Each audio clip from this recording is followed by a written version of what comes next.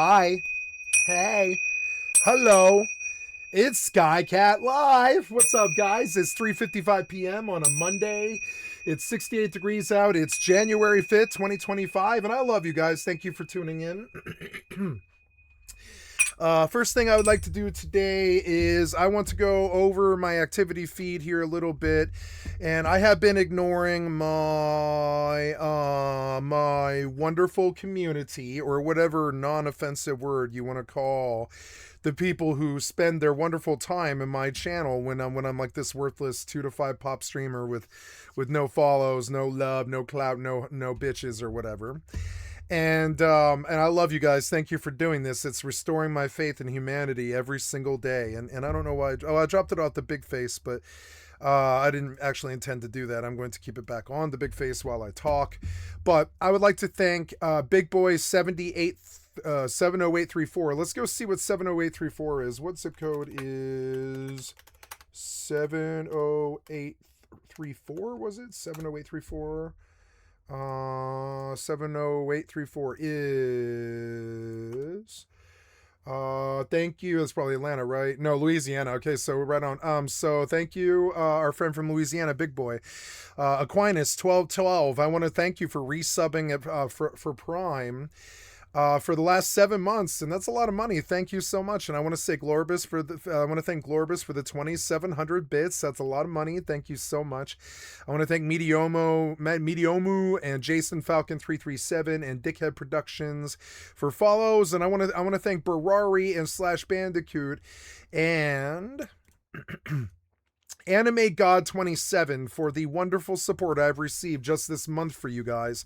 I can see that I'm not a big volume streamer because long form probably is incredibly boring to most people, I think. But I can see that I'm able to reach niche people like you guys, and the underground is where I find my heaven. It's where they find their hell at, but it's where I find my heaven. And the underground is where I dwell at. It's where I find my heaven, and it's where they find their hell at. And I love being in the underground, and I think you guys are making I think you're making it possible for me to remain in the underground with your niche support, and I want to say thank you from the bottom of my heart. I think the greatest amount of this support is Anime God, Aquinas, Glorbus, Hopkins, Mango, MJ Ripshots, and number 2. I think they are wonderful people, and they've been supporting me all 4 years, something like that, at least 3, if not 4 years. And I want to say thank you for the really, the niche support and stuff. It's always like the original people that saw something in you when you first started. I think that really do launch careers and stuff. And I want to say thank you guys from the bottom of my heart for doing that. The next bit is I had a conversation here with Anime God, and I'm going to publish what Anime God said because it was good, and I'm going to publish this conversation. I don't know if that's considered to be immoral, but I really liked what Anime God had to say. You might think that this came across as an argument, or that I was trying to bring down one of their games, or be negative, or make it a personal attack, or something like that. And honestly, no, I wasn't. I actually really have had a lot of really high value people in my life pitch games at me that I can't stand. And it's not their fault that I can't stand those games. It's not their fault that I have bad taste. It's not their fault that other games like FFXI, WoW, Rust, Phantasy Star Online ruined me for other games. And those are like the 4 games in history, and Fallout 76 are like the 5 games that I can stand to play in history, much less games that were suggested. And so Anime on Sunday, which would have been, today is Monday, so that would have been yesterday, on January 4th, Anime took the time to write a wonderful couple of messages to me, and I'm going to publish them on my channel just to show them that I am thankful for the input, and I do actually agree with what they're saying. And while it came across as an argument, or I tried to maybe hurt their feelings or something like that, that's not the intention here. They were like, it sounds like you've never actually given OSRS a good try. And no, I actually did. I sat on OSRS once for a whole week with my ex-girlfriend. I don't know how many hours we did, 80 or 100, something like that. I don't know what my stats are. It's still my cell phone character and stuff, but I did spend a week on old school RuneScape one time. And at the end of it, I really disappointed her too. When I was like, I'm sorry, but I cannot stand to play this game anymore, you know? And I remember that was my ex-girlfriend Journey. And we were in love. And for instance, and that was a real bad blow for her when I was like, no, I can't move from WoW to old school RuneScape. That's not happening.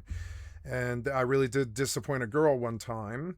Then there was my two. Sorry. Well, let me think about OSRS. I don't think I've had anybody else pitch OSRS other than Jagex themselves. I thought when Jagex stepped to the cell phone scene, that technically made them the greatest MMO company of all time because they are providing a free MMO. And so when it comes to Jagex, you might think I hate them or dislike them or something, but no, I actually have a very high opinion of them, probably higher than any of the other companies in the scene because they are providing a very good free product to kids who can always play it no matter what on a cell phone. And there's a lot to be said. I have a great deal of respect for who Jagex is. There's another company like that called NetEase. Everybody hates NetEase, but I cannot ignore that in the background, NetEase is giving free entertainment to hundreds of millions of kids. And I have the same very high opinion of Jagex as developers when it comes to the services that they are providing the video game and MMORPG scene. I think Jagex is the best, and don't get it twisted.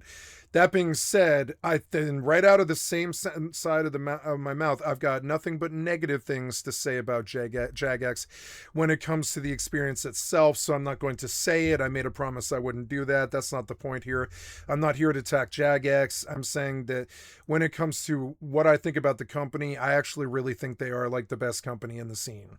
They're up there. Yeah, I have a very high pin of Bethesda too because they provide what is essentially like zero to and same thing with Black Desert Online. Same thing with any of the games that are free. Like I wish New World had gone free. I wish these games would go free like old school RuneScape and provide free, good quality MMO gameplay with the Trinity and all that stuff to kids and adults. And so when it comes to Jagex, they're like a top 5 company for me. So you might think that I have some bias against the company. No, I have a bias against the game. Anime wrote to me on Sunday saying, it sounds like you've never actually given OSRS a good try based on your recap of your stats. And no, unfortunately, I did actually spend a week on OSRS one time. And then we had a big fight at the end of it when I was like, I'm sorry, I can't stand this fucking game. And that's negative. I don't intend it to be. It's just my unfortunate gut reaction to it. This happened again with another friend of mine. Well, many friends of mine. There was my ex-girlfriend Journey, who was OSRS, and wow, and she couldn't stand that I couldn't play Natural Selection or old school RuneScape. And I was sorry. I was like, Natural Selection is not my game. I love Natural Selection. I have a high fucking opinion of it, but it's not my game. I'm terribly sorry. It's just not. Old school RuneScape was not my game. I have a very high opinion of it, but it's just not my game. I'm terribly sorry. That's as nice I can be without being negative. And I've got I'm with I'm what they call a very discerning individual, having spent, like 30 years in the industry or something. I'm discerning now. I've got my reasons, and I don't want to say what they are because they're all negative, right? So Anime says, it sounds like you've never actually given OSRS a good try based on your recap of your stats. I have. Not only did I give OSRS a week, I also did other games that I wouldn't have normally done because of OSRS, like Albion. I did the $150 Founders Pack for Albion, and I spent a week on Albion before I was sick and left, and I'm not trying to be negative towards Albion or OSRS. I'm just, I'm sorry. I've got bad taste. When I don't like a game, I don't like a game. So then I think you should give it a shot before you hate on it. I did give old school RuneScape a shot on this stream for like 3 days when it originally went free on the cell phone. And then I did publish on my channel in my first year, the summer. I think that was 2020. When did OSRS go free? Maybe that was earlier. I don't remember. When did OSRS go free on the cell phone? But I did. I put old school RuneScape on. I put not only old school RuneScape, but I don't know if anime was in the channel at that point, but I did put both old school RuneScape and RuneScape 3 on my channel. I did the old yeah, it was 2018. So I did not do OSRS on my channel, like play it. And when it came to the cell phone in 2023 or whatever it was, or no, that was like 2018 when it hit the cell phone. But when I realized that that Albion was a fail, I did give OSRS another try on my stream in the first year, and I was only able to go, I think, like one day. It was like one day before I was like, no, and then I tried the next day. I did. It's on my video channel somewhere, but the next day I also did RuneScape 3, and I was like, I'm sorry, I just, don't think this is my game. I've tried and tried. It's not. So we bring it up. Now, these things are coming across as negative, but I think I've got nothing but positive things to say here, and I'm going to prove it, right? There's a reason why all other MMOs are struggling right now except for it. And he's right, or she's right, whoever it is, he, she, whatever the case may be. They are absolutely right about this. Jagex is, like, technically the best MMO company because they listen to their people the most. They've given the most free gameplay to kids that anybody's ever done, and I will always respect developers for doing that. I have nothing but respect for old school RuneScape itself because I know how much content is in it, and I know it's one of the big original sandboxes like Ultima Online, EVE Online. The respect is there. And you might think that I'm saying this because it's some kind of lie or I'm trying to deceive somebody, but no. Honestly, it's very unusual. It's very, very unusual when the respect is there, because I usually diss and rag on 99% of the other MMOs and RPGs out there. I'll just diss and rag on all of them, you understand? I'm a very negative person when it comes to both MMOs and RPGs most of the time, because I've been poisoned by about 5 different games, and I just don't, I don't look at it the same. So my respect for them is endless, and I will fight for them, and I'll even like give Jagex money even though I don't like their games and stuff, and I'll buy stuff like RuneScape Dragonlands when I like get around to it, because I'm out of FOMO, and I won't hate Jagex for that. I'll still respect Jagex because I know that they're giving the most free gameplay anybody's ever given kids, right? So I will not say a negative thing about Jagex, even though the most negative thing I can say about Jagex is they've never made a game I can stand to play. Now, you know why? This isn't Jagex's fault. Skycatlive got poisoned by FFXI, World of Warcraft, and Rust, and Fallout 76, and Phantasy Star Online, and Final Fantasy 11, like those 5 games. And those are the 5 games that I can stand to play. If it's not those 5 games, Grand Theft Auto, I guess, would be like the 6th one. Like Grand Theft Auto X4 is the 7th one. There's been it's been about 7 now, but there's like a certain amount of sandboxes. Mortal, but I wrote it out. FFXI, but I wrote it out. I'm writing all of these games out of my fucking repertoire, out of my roster, because I can't play them anymore. I don't find them fun. Is this their fault? No. Are the games bad? No. Is RuneScape Dragon Wilds bad? No. Is old school RuneScape bad? No. Is RuneScape 3 bad? No, they're not. They're the best games on the market, and I have no illusions about this. I'm not some idiot. I'm not a feckless motherfucker that talks shit about people for no reason. I'm very careful when I'm critical of people, and it sucks. It's like a great tragedy or whatever you want to call it, but I tried and tried and tried with Jagex since I was a child, and they've never managed to keep my butt in the seat. They're not the only company. We're going to move beyond Jagex and RuneScape here for a couple of minutes.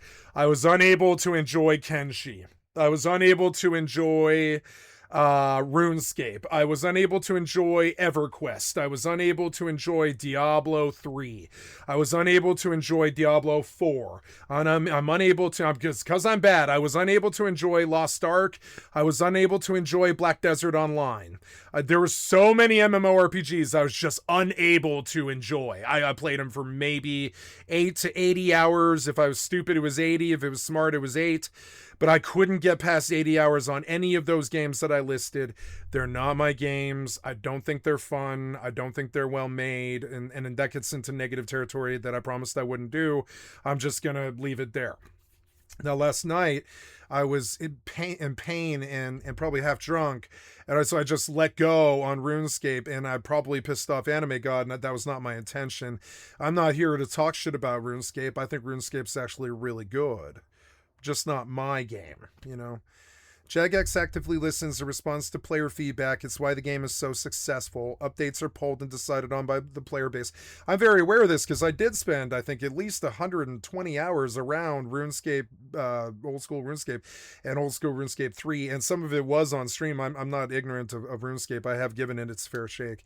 Updates are pulled and decided on by the player base. I've even done those polls. It isn't run by corruption and breast milk drinkers like WoW is now. That's very true. Absolutely. All Blizzard cares about is your wallet and how much you're willing to shell out for cosmetics, level boosts, and WoW tokens. The only reason I'm supporting Blizzard currently... What's the name of the composer? What's the name of the composer that made the soundtracks to World of Warcraft?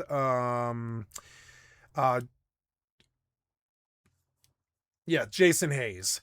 The only reason I am still in Tracy W. Bush, Glenn Stafford, and Derek Duke and stuff, the only reason, and I hope Anime is watching this, but I doubt it, so I'm going to publish this on the video in the hopes that they see it someday.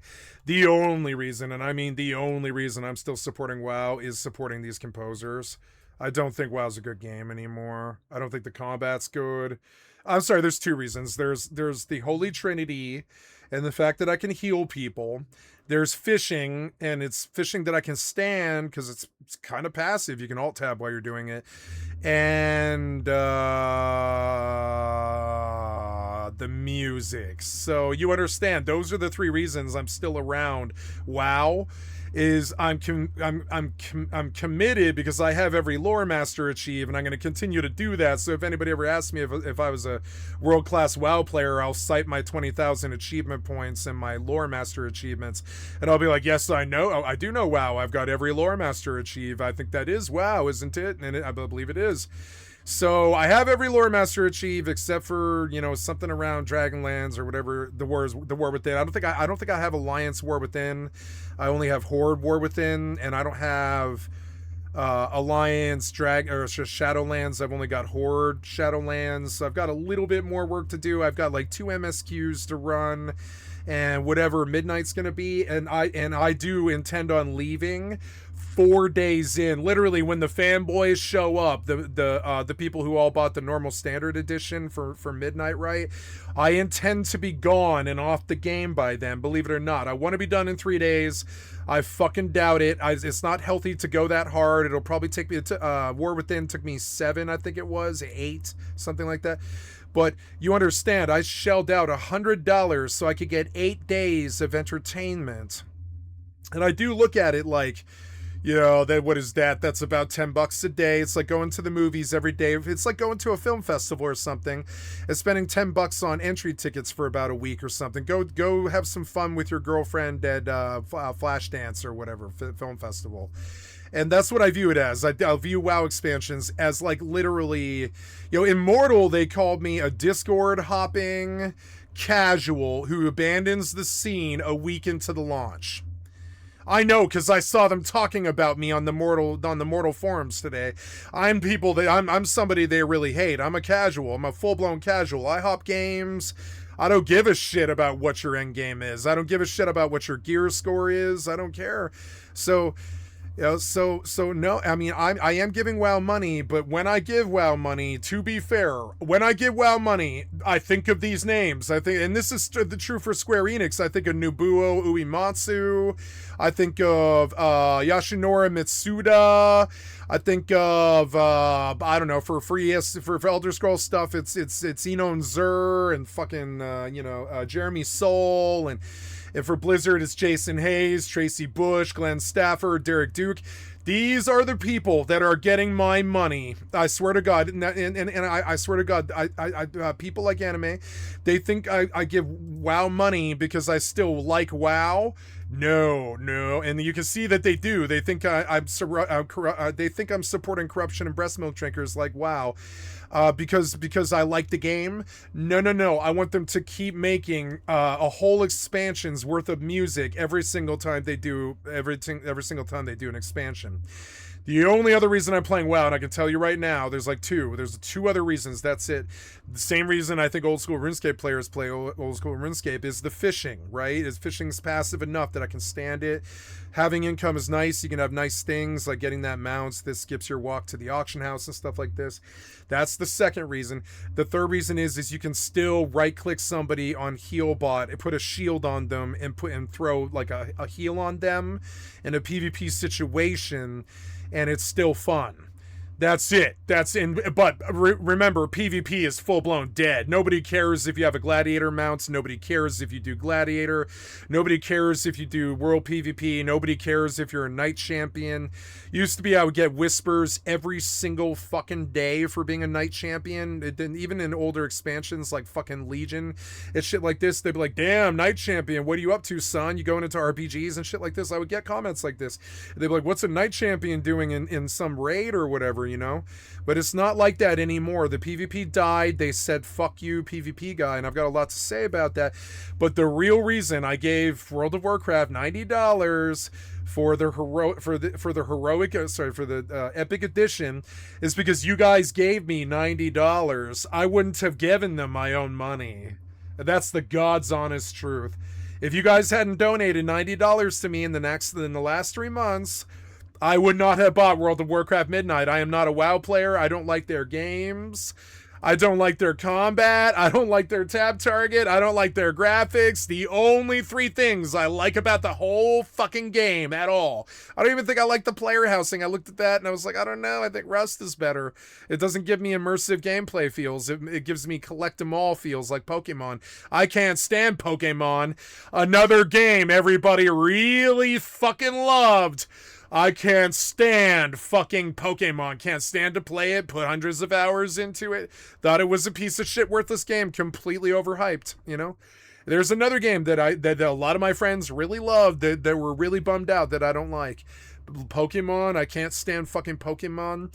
I can't do Magic the Gathering Commander. I can't stand Commander. And so many of my friends love Commander. I fucking hate Commander. I don't think it's a good mode. EverQuest, I couldn't do EverQuest.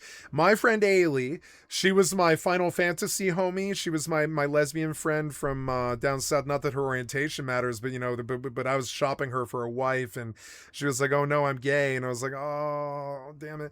But Ailey was so wonderful. She's literally Dungeons and Dragons DM who owns a fucking hobby shop, and her job is to DM Dungeons and Dragons games for her wealthy, privileged boomer clientele.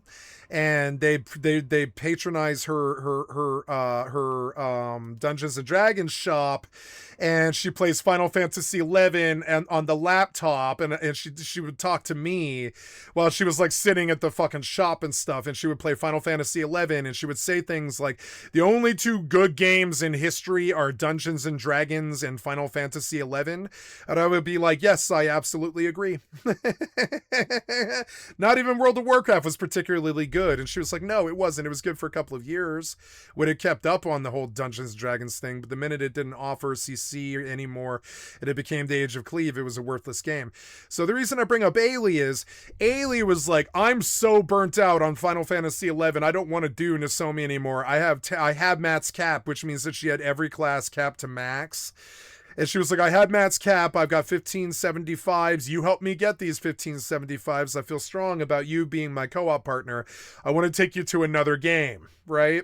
And I was like, oh yeah, I'm open-minded. I've never met a game I couldn't play. What do you want to do? And she was like, Dark Age of Camelot. And I was like, okay, cool. Yeah, isn't that only like 3 gigs? I'll go grab it. Sure, yeah, we'll play it tomorrow. So I went and I grabbed Dark Age of Camelot. And I knew by minute 51 that I couldn't stand the fucking game. And this broke her heart. You know, she was like, this is like my favorite game. It's the only other game besides Final Fantasy 11, Animal Crossing, and Dungeons and Dragons that I can stand. And I know that Dark Age of Camelot, so just like poor anime here. where did this conversation go? Just like poor anime here, I know that old school RuneScape is like the best game ever made, and I think Dark Age of Camelot is too, and I think World of Warcraft is too. I just don't like the games. I don't play WoW. Now, I lost 200 guildmates, best friends like Bagon and all types of shit, and ex-girlfriends and stuff, went to like partners and people that followed me around for 15 years when I quit World of Warcraft. But remember, I quit World of Warcraft in 2015. I have played it for a total of maybe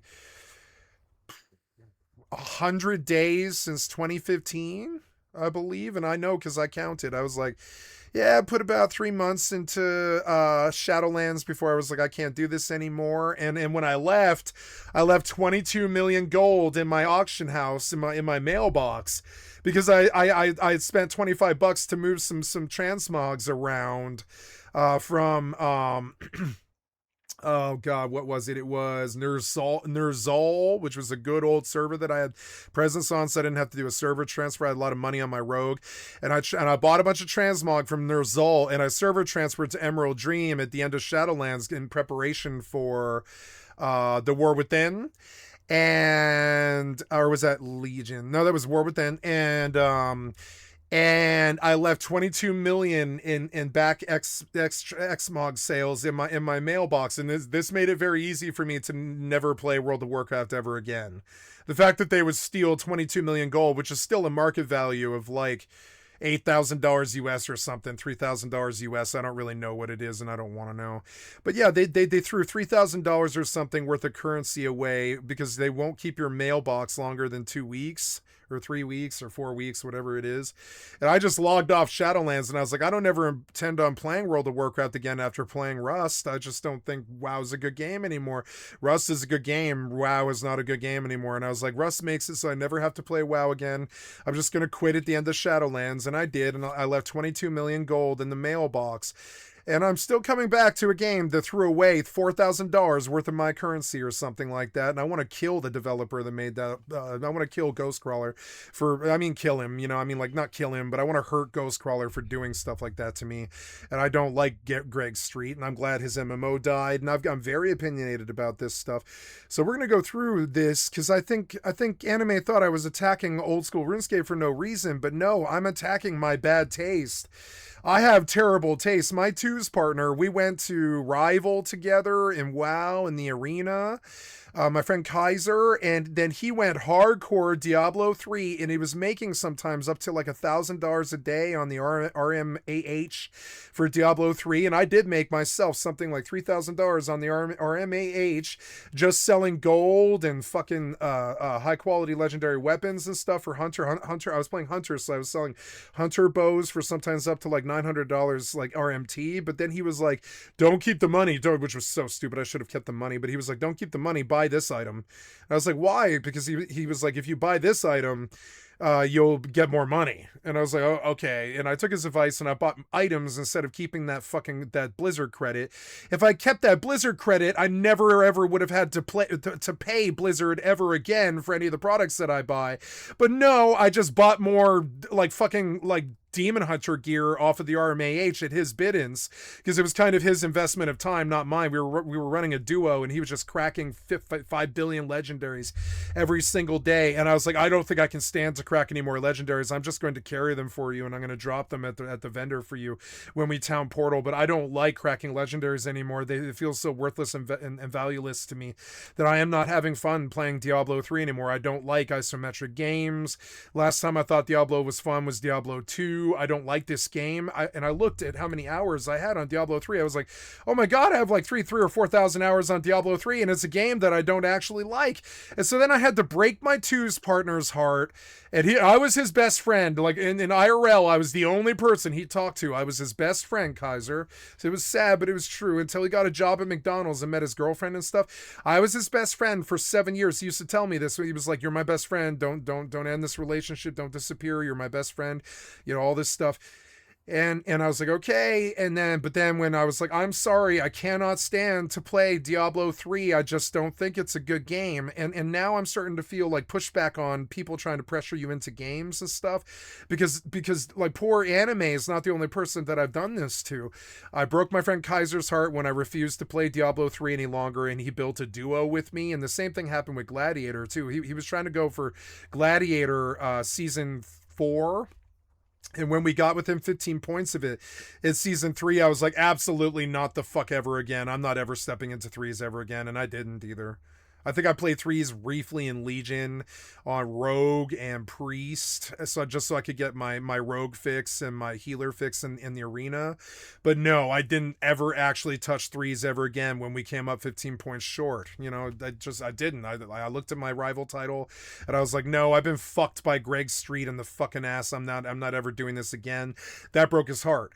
So then he was like, well, let's go to Diablo 3. And I was like, okay, sure, I'll go to Diablo 3. And, you know, I had another friend who was like, come to StarCraft 2. And I was like, but I don't like StarCraft 2. And I don't like StarCraft 2. I can't stand to play StarCraft 2. I just don't think it's a good RTS like Command & Conquer. And I thought 1 was, I don't think 2 is. I think 1 was an amazing RTS like Warcraft 3 or Command & Conquer 1. But I don't think fucking StarCraft 2 was. And a lot of my WoW friends left for StarCraft 2, and I broke their hearts when I was like, no, I just don't think StarCraft 2 is a good game. It is a good game. It's a really good game, but I don't have good taste. Something about growing up on Final Fantasy XI, World of Warcraft, Bethesda games, and Phantasy Star Online and Diablo 2 or whatever it is. I am now completely jaded for 9/10 of the fucking games out there, and it's not just RuneScape, it's like 9/10 of all the fucking games. And I'll break some hearts. I'll be like, no, I refuse to ever play Diablo ever again. No, I refuse to raid or dungeon on WoW ever again.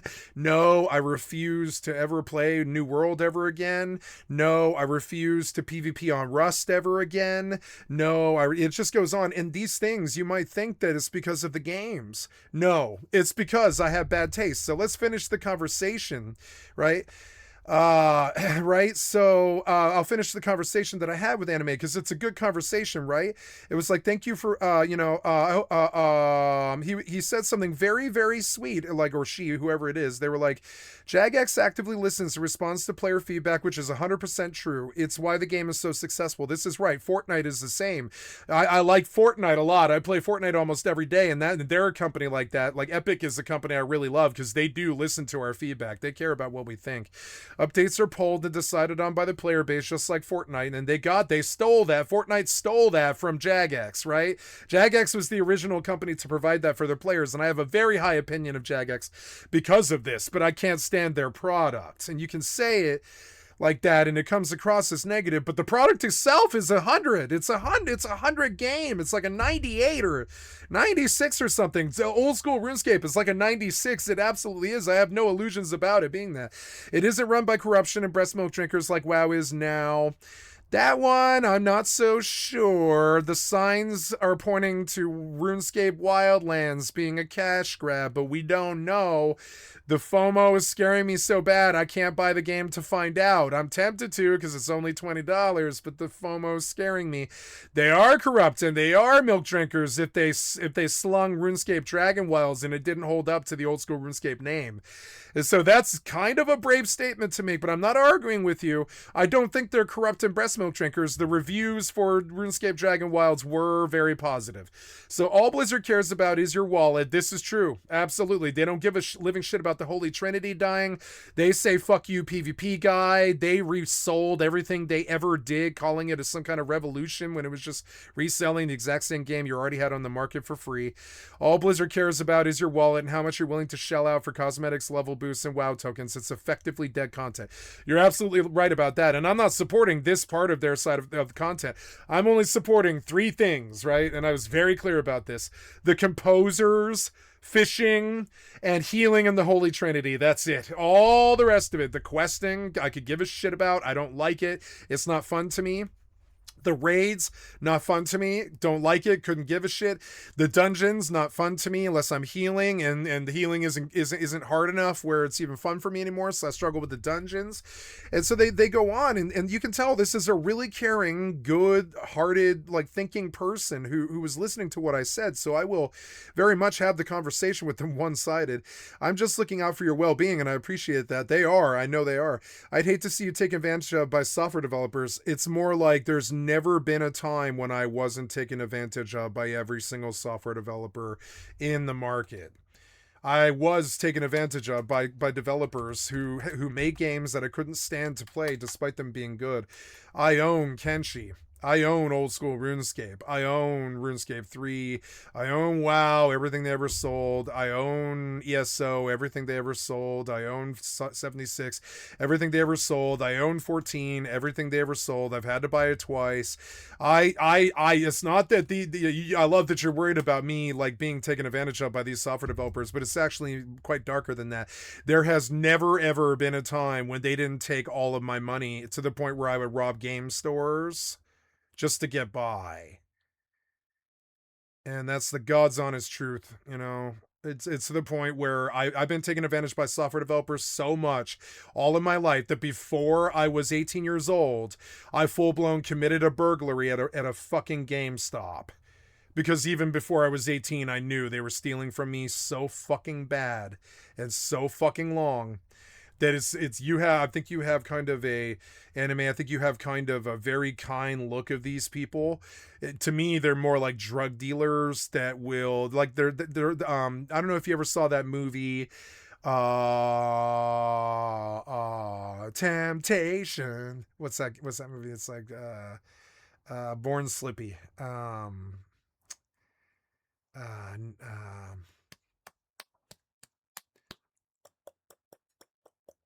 Got a lust for a life. Lust for a life. Did you see the heroin movie that was the big breakout? Trainspotting? You remember Mother Superior from Trainspotting? Their fucking shitty heroin dealer that lets a toddler die in his crib. By crib, I mean his house, not the toddler's crib. You remember Mother Superior from fucking Trainspotting?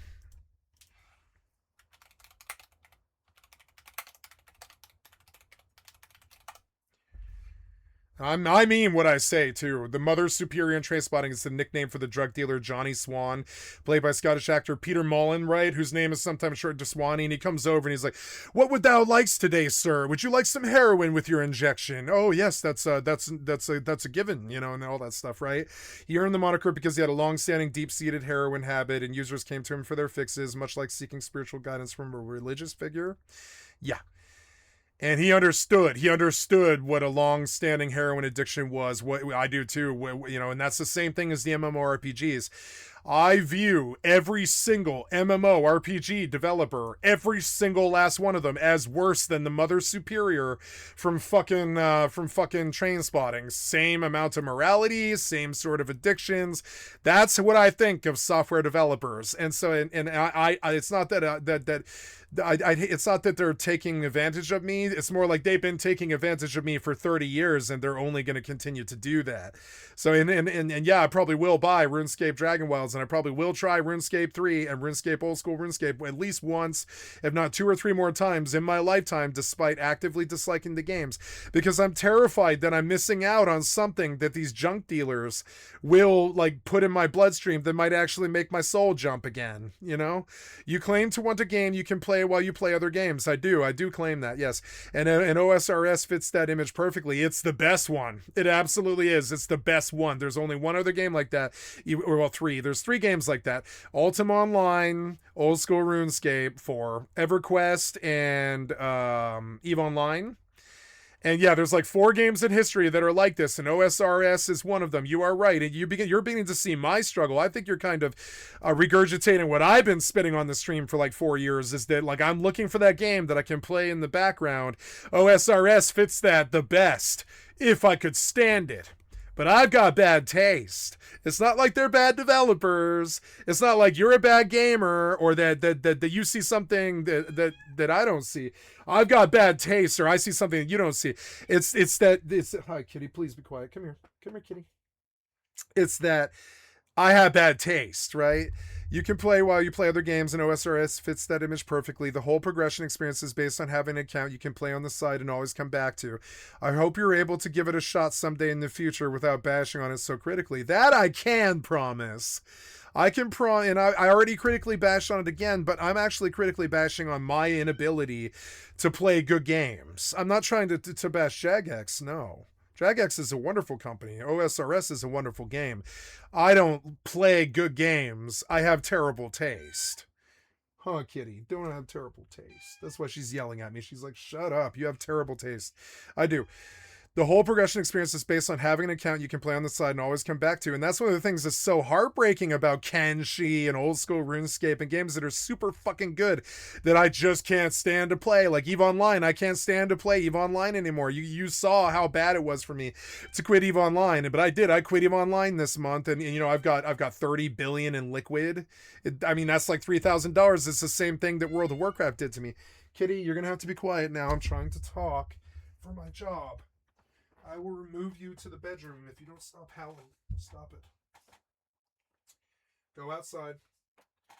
Go outside or go to the bedroom, one or the other. Go outside. Go outside or go to the bedroom, one or the other. Go. It is not my fault you're bored. Get out.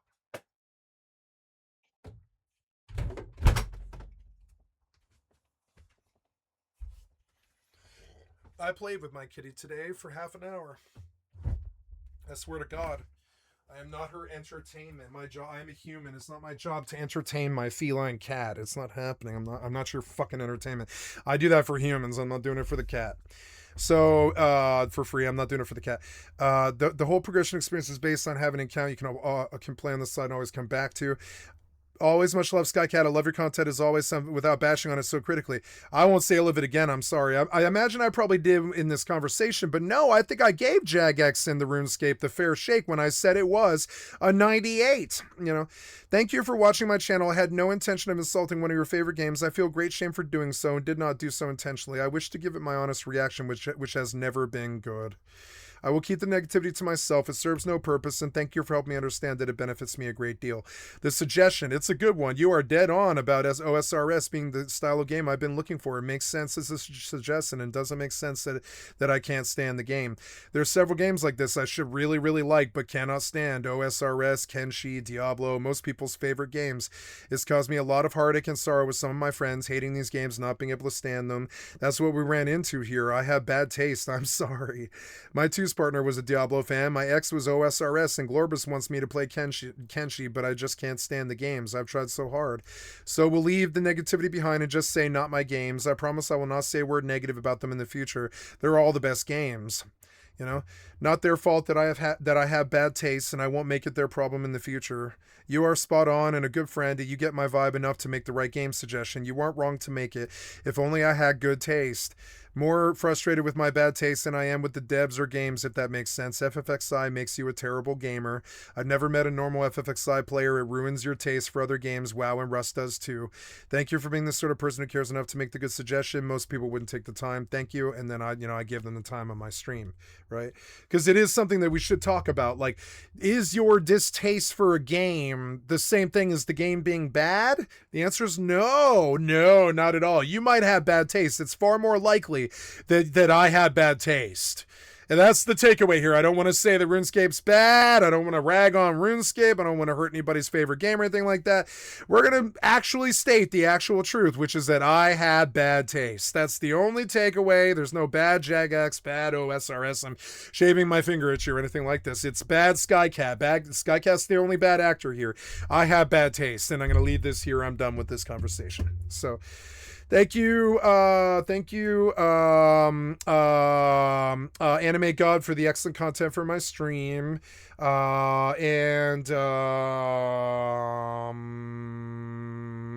Yes, and I view all of these developers as mother superiors who are morally reprehensible. I don't like any of them, and I don't think talking shit about not being able to stand their games is unfair to them. I think it's just the truth, but I don't want to talk shit about RuneScape because RuneScape is a wonderful game from a wonderful company who makes sure that millions and millions of kids have entertainment when they wouldn't normally have it.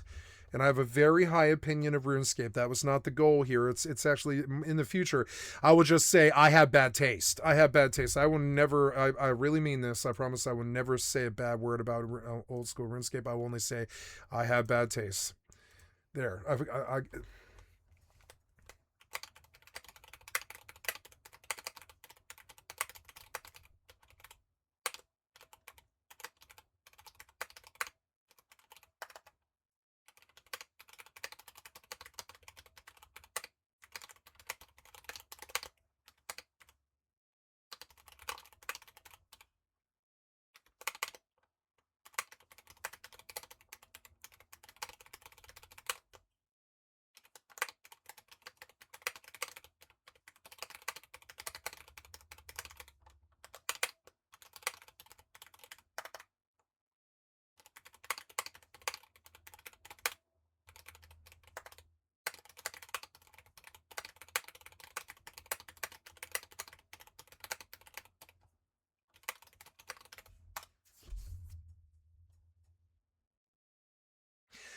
I will never say a negative thing about OSRS, Kenshi, or Diablo ever again, I promise. I will just say I have bad taste, a much more factual statement. Thank you for helping me grow. I needed it. And negativity is my greatest enemy, and it haunts me every time I move a muscle even. Thank you. He or they or she is, whoever it is, they are right to point out OSRS to me. They are right. My thing is I've tried and tried and tried and tried, and I have bad taste. You know? I've lost some friendships. I lost my friendship with Kaiser, somebody that I knew for 10 fucking years. We spent every night in the Discord together trying to rule the arena with other people and all this stuff. And we were like best friends for like 10 years and shit. And I lost that friendship because I talked shit about Diablo 3. I lost like one of the best friendships of my life. And I have no intention of losing Anime God just because I don't like RuneScape. You know, I have bad taste. You know, RuneScape is wonderful. I have bad taste. I know I do. So, there we go. We're talking today about the downfall. I'm gonna put Kira on the channel. I'm gonna get in and do a Grand Theft Auto thing, and we are logging to 76 to do my daily. See ya.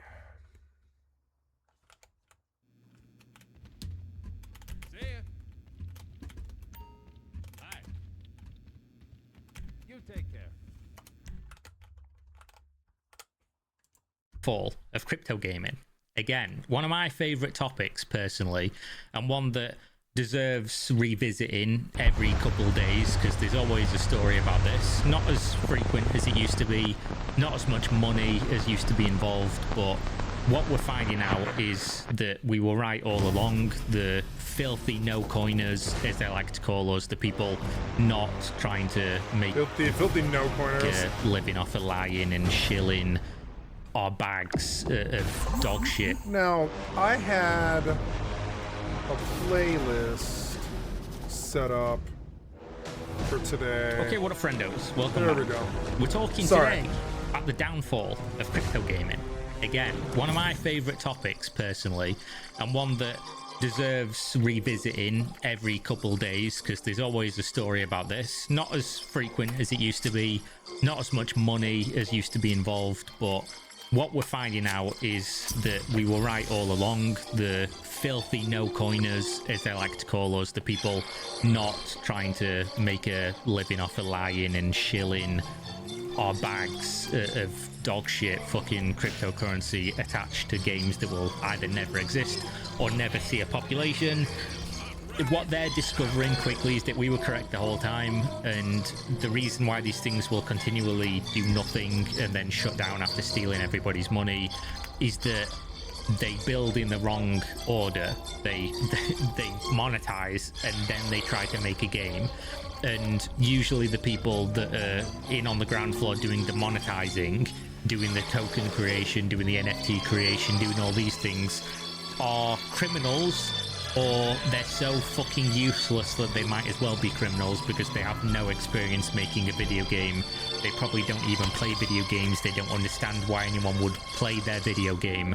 And they end up just stealing tens, hundreds of millions of dollars from everybody, enriching themselves the entire time, and then proving us right, and killing any opportunity the crypto industry could ever have had to get into the games industry, to cross that bridge, and poisoning the well for anyone who would do a good faith attempt, which, does that even exist?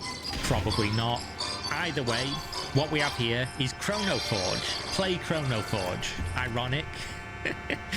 Against many headwinds, we've kept the project running, including with personal finances from the founders since July and long hours with a team reduced by 80%. We launched our game in early access on September 10th, and despite bugs, earned a 4.2 rating on Epic Games, higher than our much better funded peers.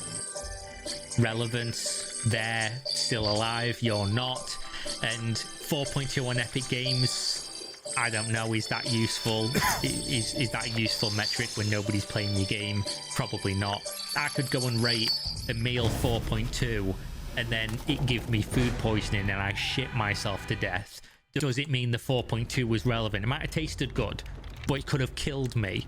You know, obviously nothing that got a chopper extreme, on me, but just a crazy example. Can't see. We continue to improve the game with patches and features despite no marketing budget, below sustainment revenue, loss of co-developers, and terrible Web3 gaming sentiment, bar the recent exception of the very well-funded Fableborn launch. What the fuck's a Fableborn? Fableborn. Oh, for fuck's sake, bro. Oh my god. Great, you've reinvented mobile games again. You've done it again, cryptocurrency world. You've fucking here's Clash of Clans, Clash of Kings, Clash of, oh yeah, it is a mobile game. Sign up for the mobile game with crypto. Great. Our concept: strategic action, quickly competitive, mobile first, Web3 ethos. Elevates mobile game by integrating blockchain technology, empowering players like never. But you're empowered to spend money. Through our partnership with Power Protocol, we unlock even greater possibilities and experiences designed to evolve with our players. There you go, evolving, just devolving in my opinion, but there you go. That's the cryptocurrency gaming market is saved. We've got Fableborn, Clash of Kings, Clash of Clans, whatever the fuck it's called, art style, with crypto. Who'd have thought? Crazy. They'll invent the savior of gaming next. Will be gambling with cryptocurrency. Already exists, of course. Anything except make a good game. Unfortunately, we've been unable to find sufficient funding or an acquirer to continue on. After discussions with the Rift Foundation, we've accepted the painful reality we're unable to sustain the game or token utilities utilities for a video game currency, a cryptocurrency attached to a video game. What utility does it have? Remember, Web3's forever. It's gonna live on chain. Own your assets. Cross fucking chain. Cross video game. Who's gonna on chain take the assets from this game and put them in another game? Because that was the selling point, wasn't it? Oh, the game can never really truly be closed down because you own it. You own the assets. You bought your whatever the fuck you bought in this game, your NFT. I'm gonna guess it's an NFT of a character. Let's have a look. Chrono Forge collection. What did you buy? You bought characters. You bought why are they always fucking furries as well, bro? I've got loads of furry fans. There's loads of furries in my Discord for some reason. I'm too accepting, too much of a nice guy. But why are all the crypto games furries? What is this crossover? What is this overlap, bro? Scammers and furries. Crazy. They're probably German as well. Inside joke for you. Because they don't want to have to go work normal jobs, so they want fast income so they can stay at home and live their online furry lives. And so they end up doing this sort of stuff. I knew one of them. He sold I don't want to say who it is, but I knew somebody in the furry scene who sold furry porn NFTs. And he wasn't doing amazing, and he did work a full-time job, but he was not poor. For long-term fans of the channel, So they closed down. They launched to a 4.2. This was the game, by the way.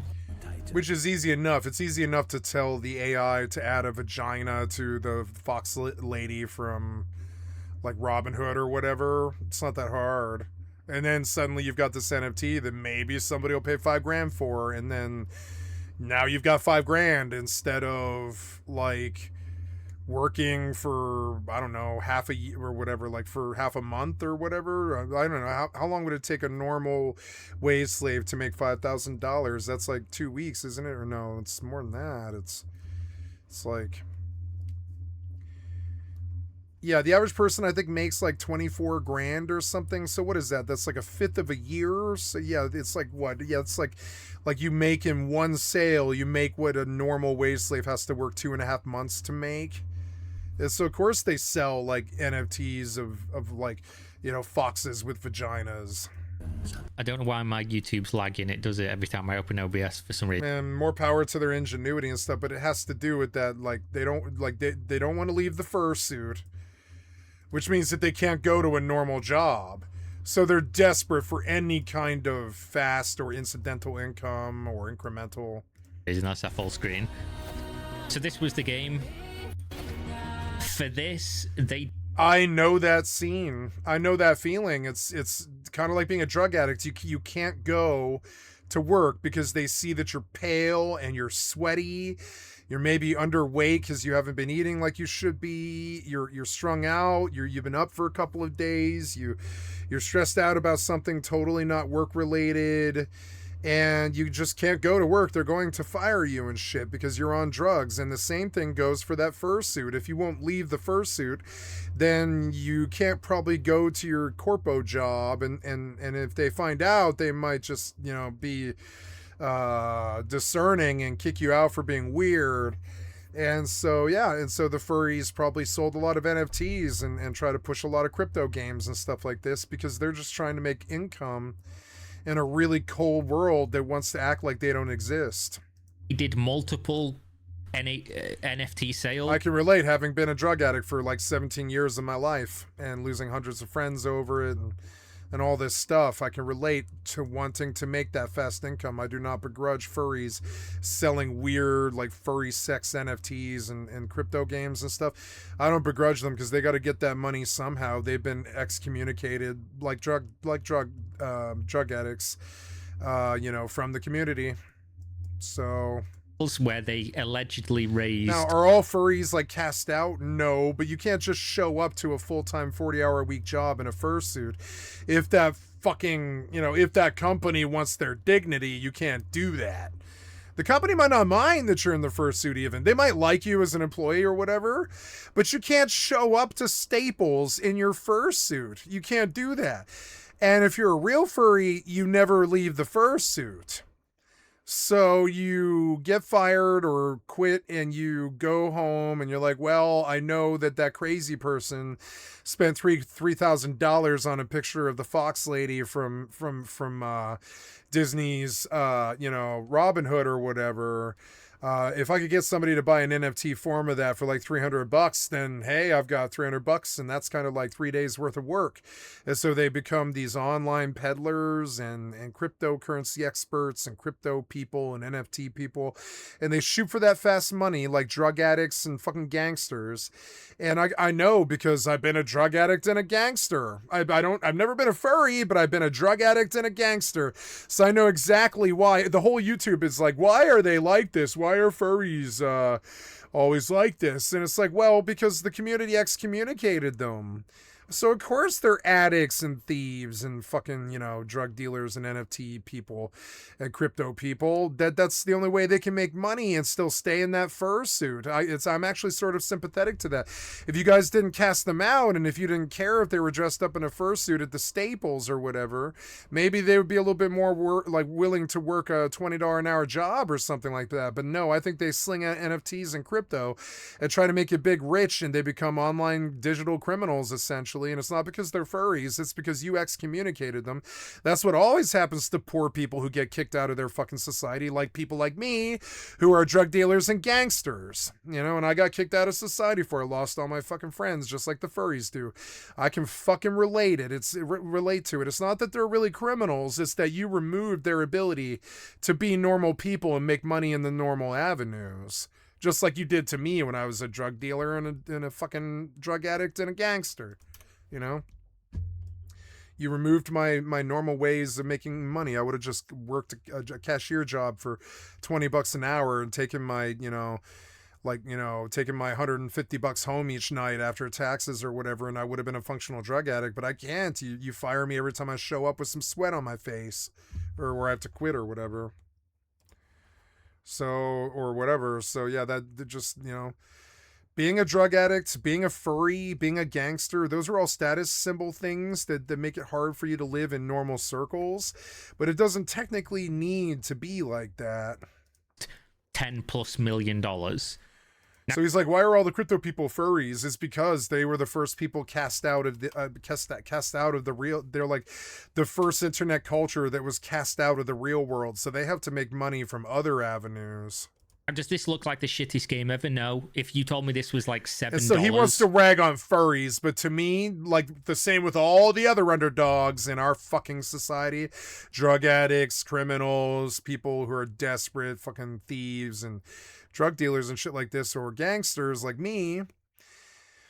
Like, I understand when they gangbang on the corner. I understand when they kill each other over crack sales. I understand when they do that stupid ass shit. I don't like it. I don't like it when furries sell crypto NFTs, and I don't like it when fucking gangsters shoot each other on the corner for fucking crack. But I understand it when you kick them out of the fucking society and make it so they can't operate like normal people. And I don't know why you guys do that stupid shit. Is it that bad that they're selling a furry NFT? Just don't go to the website. Is it that bad that they're selling crack? Just don't smoke the crack. Is it that bad that they're selling their bodies? It's their bodies. I believe in their autonomy. But no, you're like, prostitute hooker, get out of my society. Drug dealer, get out of my society. Drug addict, get out of my society. Furry, get out of my society. Juggalo, get out of my society. And it's just kick, like some kind of admin on a fucking video game, except it's actual society where that shit might actually affect somebody's life to the point where they can't eat. One of the reasons I was able to get along with Dog Giraffe as well as I was able to do, my furry friend, was he knew I wasn't judging him. I don't give a flying fuck what his predilections are as long as he doesn't shove them in my fucking face or make it my business. I don't care what he does in the privacy of his own home. And he actually really liked that. And I was like, yeah, don't give a flying fuck about a furry. I would tell you that I would never be a furry myself. And that's as negative as I care to be about it. And they would be like, why? And I would be like, well, if you think about it, furry is it's not the same thing, and I'll fight and die for your right to say that it's not the same thing, because it's not. But it's right down the road from bestiality. It's just right down the road from it. It's not the same thing. Nope. There's big differences that would end you up in jail or not in jail. It's just not the same thing. It's really not the same thing. I was like, I myself personally would shy away from it because my mother raised me to believe that bestiality is wrong. Furry seems too close to bestiality for me. And so I would insult furry based off that. But I would never insult furries like, oh, they're freaks or shouldn't be in society or shouldn't be able to wear their suits or they're weird or something like that. No, I would say, oh, the predilection scares me because it's right down the road from bestiality, which is a foul thing. But no, it's not bestiality, so you go right the fuck ahead. If you want to imagine fucking some fox girl, you go right the fuck ahead. The only piece of furry porn I ever saw was something Dog Giraffe sent me, and I didn't know, but it was his like litmus test. It's like he sends furry porn. He told me later too. He was like, I send furry porn to everybody that I know, and if they still talk to me afterwards, I keep them as friends. And I was like, why, are you trying to convert them to furry? And he was like, no, it's more about, are you a bigot? Are you a bigot? And I was like, no, I don't give a flying fuck if you're a furry. I really don't. More power to you. And I would fight anybody who would try to suppress you, And he was like, thank you. And I was like, yeah, No problem. That's what I say to every furry that I've met many furries. That's what I say to every furry, and they're disappointed that I think, oh, it's just down the road from bestiality, and it makes me uncomfortable on a personal level like that. And they were like, yeah, it's not for everybody. They'll say it right to your face. They'll say, yeah, it's not for everybody. And I'm like, yeah, no, it's not. I just never mixed bestiality and pictures of animals and sex in my mind. It's obvious that you have, and that's fine if that's your turn on. I don't believe it harms anybody. And they're like, exactly, that's right. And I'm like, yeah, I can't believe I'm arguing your thing for you, but it's just another fetish. I like to watch girls pee. I'm sure that would probably, like, half the people on my channel just left the minute I said it. Like, you know, I don't care. I like to watch girls pee. I'm not happy about that. I opened up a penthouse one day, and there was a girl with her legs spread taking a piss, and I was not expecting to see it, and it totally warped my little, like, 15-year-old mind. And now I like to watch girls pee. I don't do it every day. It's not a fetish I chase a lot or whatever. It's just one of my perversions and stuff. It's my worst perversion. And I'll say this now to a furry, and I'll be like, look, we're all degenerates here. Like fucking, you know, we've all got exit cocaine or fucking meth addictions and shit. I'm just as degenerate as the next man or whatever. I like to watch girls pee, and I don't want them judging me for liking to watch girls pee any more than fucking furries should be judged for liking furry, because they're not touching animals, at least not if they don't want to go to jail. So as long as they're not touching animals sexually, we're all fine. We're good. They can do whatever they want sexually in the privacy of their own homes. That's what America was built on. And you'd be surprised how easy it is for me to keep a furry friend, despite thinking that the habit itself is filthy. And, you know, but the suppression is something I do understand. And then I follow it up by saying, please don't attack the furries. It's not their fault that they were fucking kicked out of the society. I mean, they weren't kicked out. It's not like, you know, it's not like there's been a genocide declared, but there has been a shame campaign against furries on Steam, and it was a cool. They're a wild and unruly people that don't conform to normal standards and normal things, and they're not above wearing diapers in public because of their fursuits and stuff like this, and they've got their weird idiosyncrasies like everybody the fuck else. But we have this from every other culture too. We have people who wear masks. We have people who move in giant packs of 150 people. We have like, you know, there's just all kinds of cultural, you know, there's all kinds of cultural different ways that humans come. I think furries aren't any different from me, essentially, in terms of how bad they are as people. I don't think they're any different. So, and that's where, so when I see you going like, oh, what's it with furries, bro? What's it with furries? It just sounds like racism or homophobia or bigotry or any of the other isms when I hear it. I'm like, oh, I see you differentiating cryptocurrency Bitcoin thieves as being furries. But if there was ever somebody who would need that sort of fast money, it would be furries, because you kicked them out of the society, sort of. Little indie. So you want me to shame them for being crypto thieves, but I mean, if you didn't ever shame them in the first place, they might have just kept their normal jobs. And I think most furries would give you this argument as well. Roguelike game where you could play with 3 of your friends and go and kill. And every day that goes by, it's a little bit more socially acceptable to go to high school with your fursuit, go to fucking, you know, go to your job with the fursuit, warn them up front if you're taking the job, I'm a furry, will you put up with it? And they're like, no. And 9 out of 10 times they're like, no, I'm sorry, the fursuit is a deal breaker. But eventually you're going to find some boss that likes you and understands you have a skill set and doesn't care, doesn't have any customers anyways, who's like, yeah, no, I don't care if you're in a suit, just do your fucking job, right? And that's where that's the only place they're going to be able to find work amongst the villages of men, right? But remember, they're furries. They were cast out of their mountain home like the dwarves and then forced to find work amongst men that don't want them there. Right? And it's weird, and it is a form of ism, and I have some sympathy for it, and I don't like that Kira took a shot at furries here, but yes, we have noticed that NFT crypto thieves tend to be furry. It is a fair monsters and stuff like this. If you think about why, it makes sense. Cool environments. It's because you ostracize them out of the culture. They got to get money somehow. I'd be like, okay, you know, maybe. Same thing with being a gangster. Same thing with being a drug addict. Same thing with being a drug dealer. You ostracize them. Same thing with being a hooker. Same thing with being all that stuff.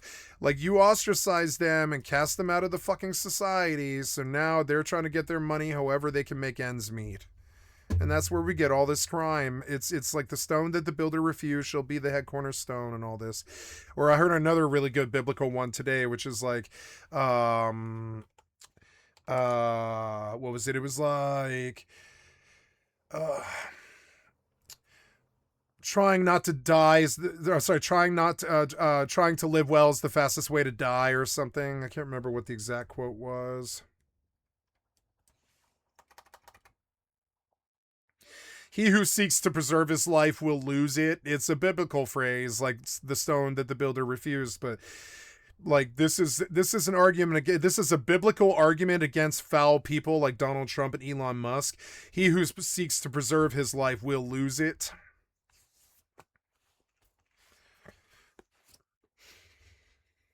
A couple thousand people play it. Maybe it'll sell a couple 100,000 copies.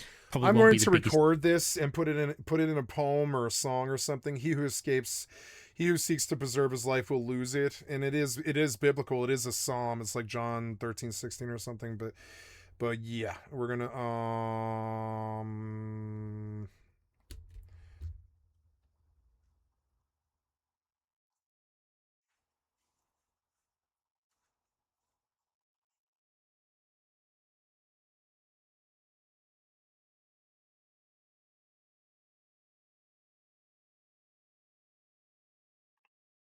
I wrote this rhyme the other day. I see people, they see dollar bills. I see brethren. Oh, I'm going to finish it because I mistyped. I see brethren, they see sales of pills.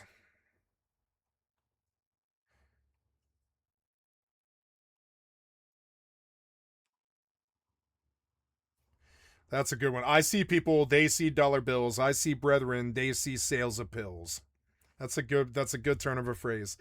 What am I writing? It's he who seeks to preserve his life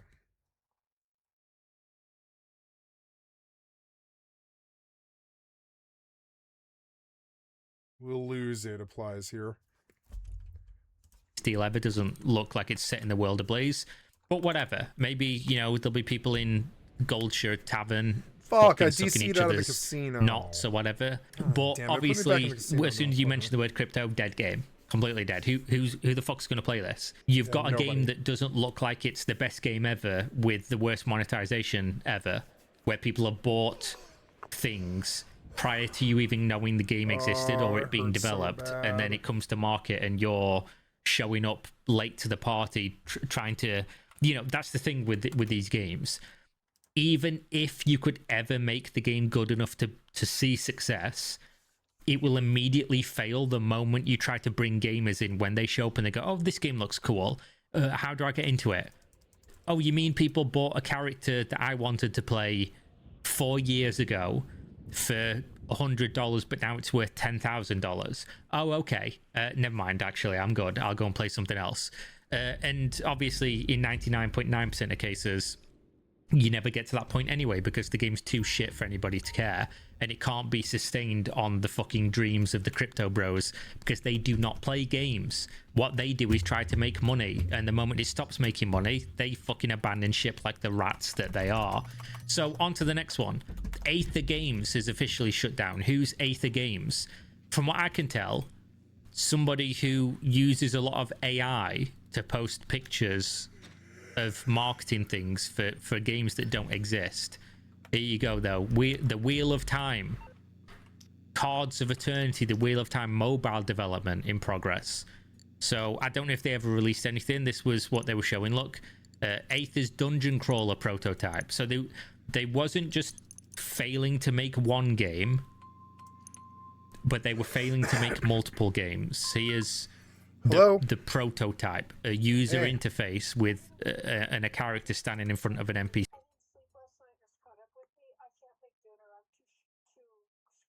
You're good. That's okay. I've got food. Mm-hmm. I mean, I'll come and take your leftovers if you want me to, but I have food. I have food. I'm sorry. No, no. If you want, I said if you want me to.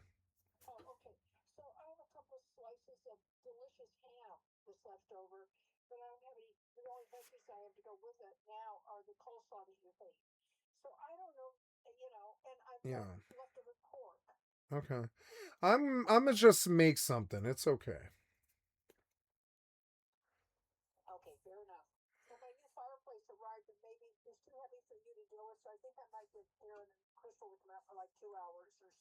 I can move it right now. You want me to move it? Yeah. Call me tomorrow and I'll come move it. Oh.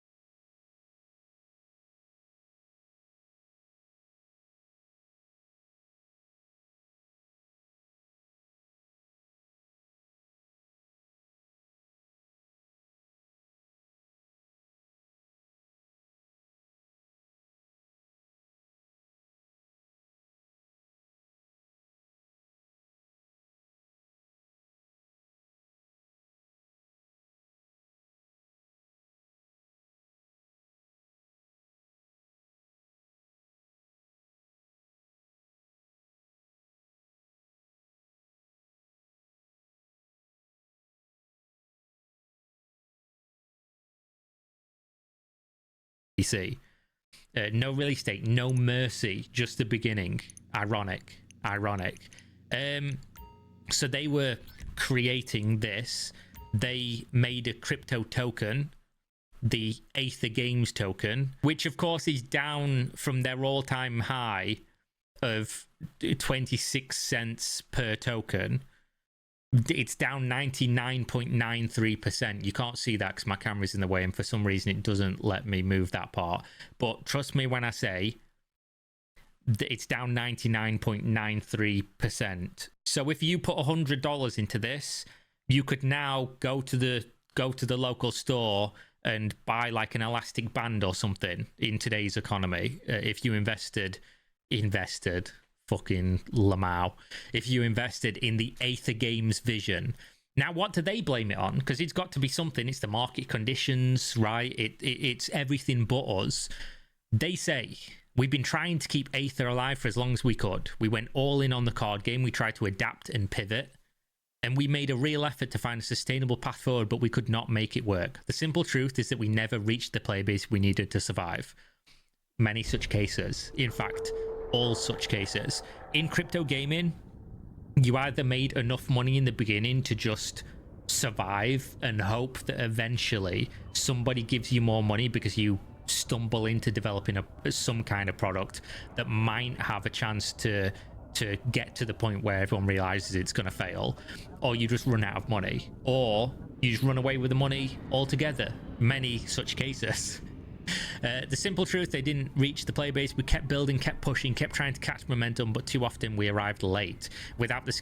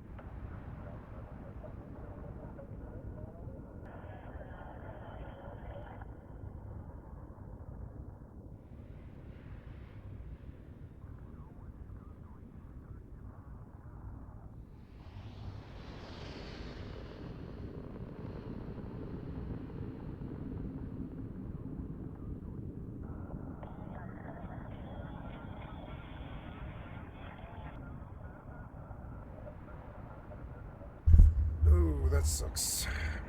Skill required to turn effort into Sorry long-term about stability. Nobody ever heard of this game, of course, so very late, I guess.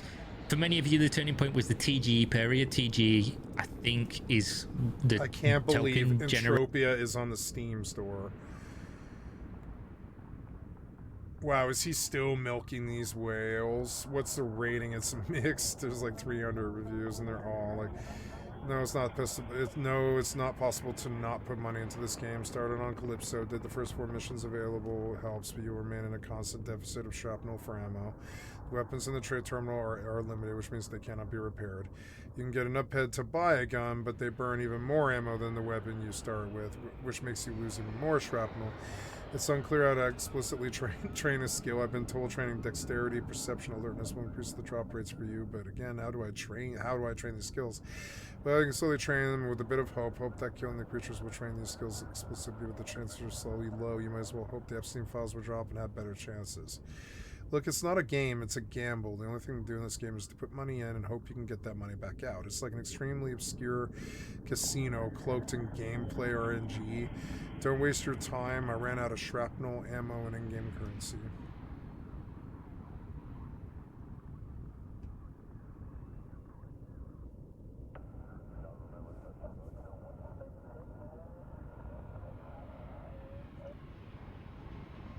Even a bot wouldn't farm this game.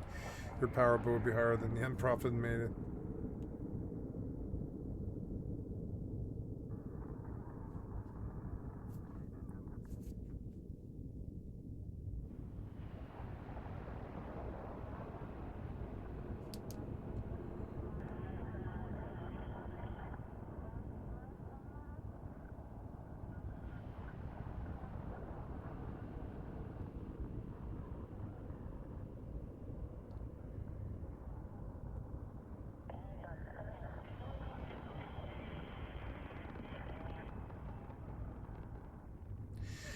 The challenge in this game here is to find a way to be effective and do not lose too much money.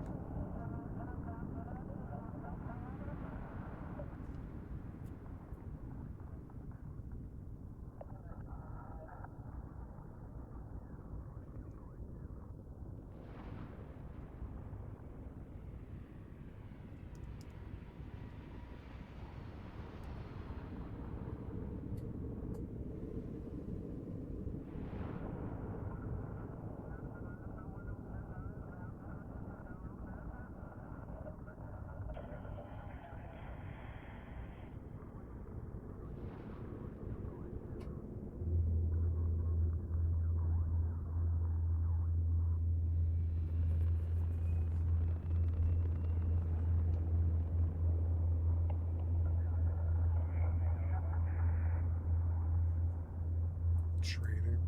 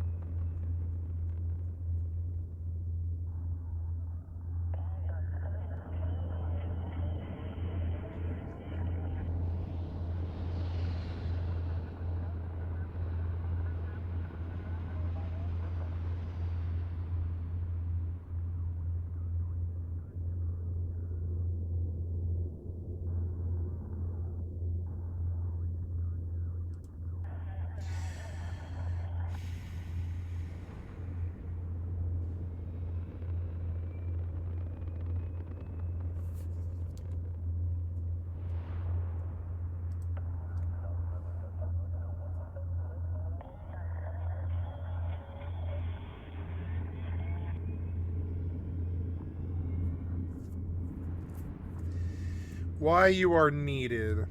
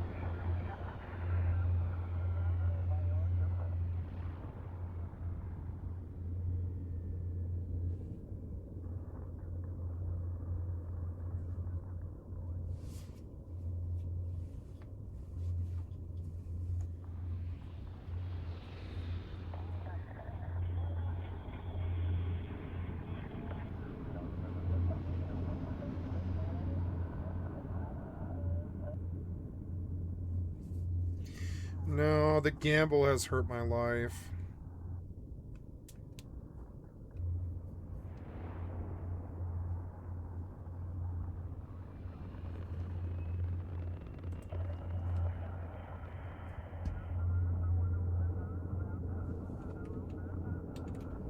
Oops.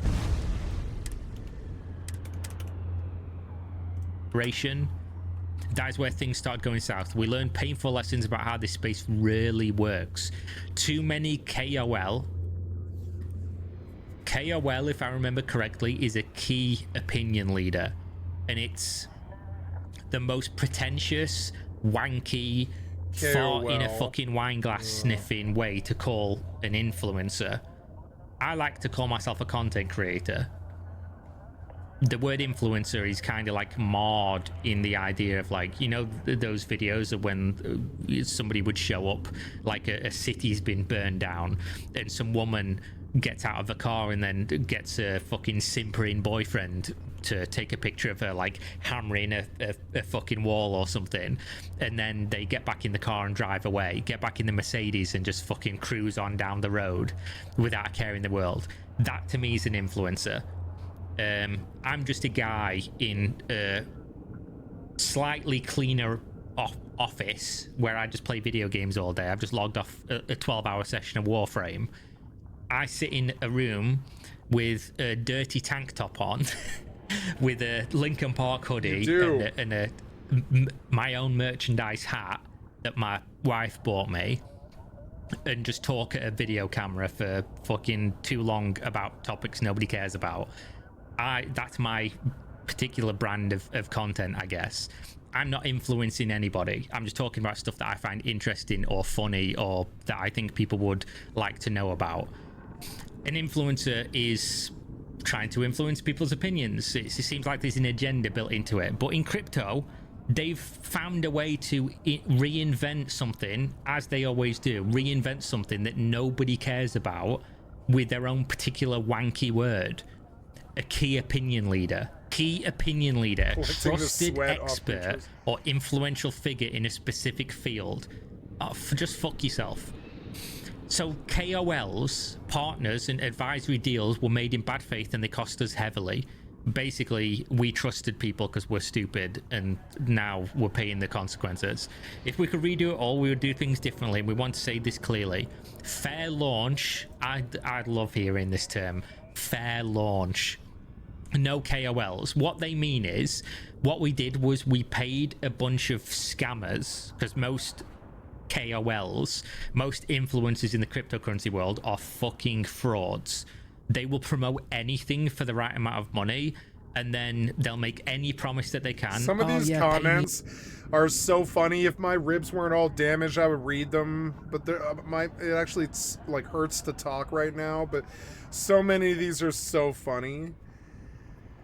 Like reading old game reviews about crappy like NFT cryptocurrency games with dudes who have pictures like that. In your token, and I'll not sell until X date, and then they sell immediately, and they dump on their fans. How they have fans, who fucking knows? They fuck up the project, or they just delete that they were even involved in it in the first place, or they take money backhanded without disclosing that they do. The majority of these people are criminals. Like, it just is what it is. That's just the case. More so than your Jake Pauls and your Logan Pauls and your big influencers in the mainstream world. These people are under the radar enough that they've just been committing fraud or some kind of crime for fucking years and years. And the internet would be much better off if they didn't have any kind of influence, but for some reason the crypto world has given it to them. And then these companies show up and they feel like they need to make some kind of pact with the devil, because the only people getting numbers are these influencers, and they need to get them to talk about their project so that they can hopefully, suckle at the teat of the cryptocurrency hype train in order to get their project funded.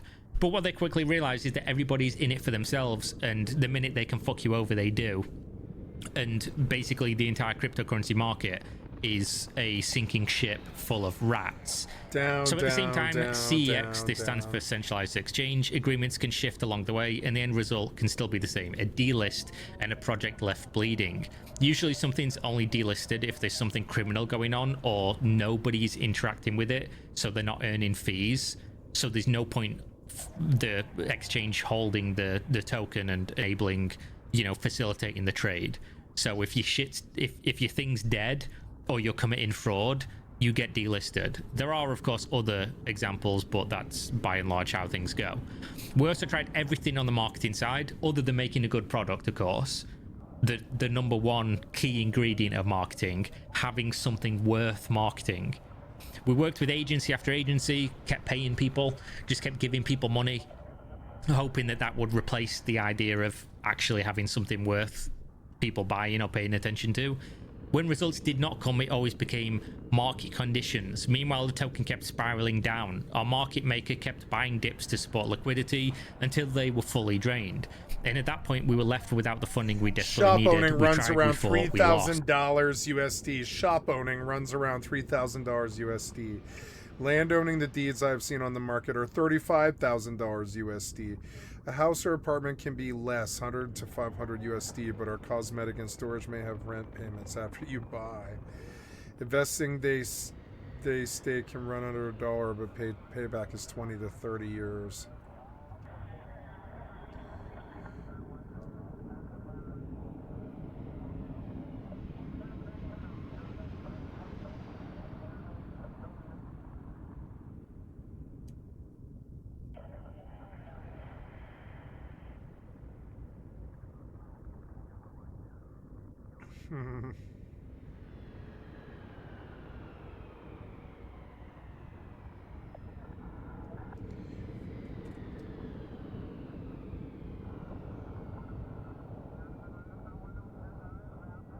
Why do they think this is great? Just sweating the monster. It's like you don't even kill the mobs in this game.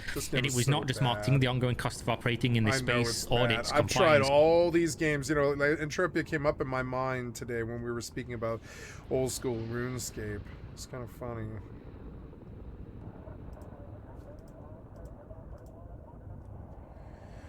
Yeah, they did improve the graphics. But it's really not too good of a game.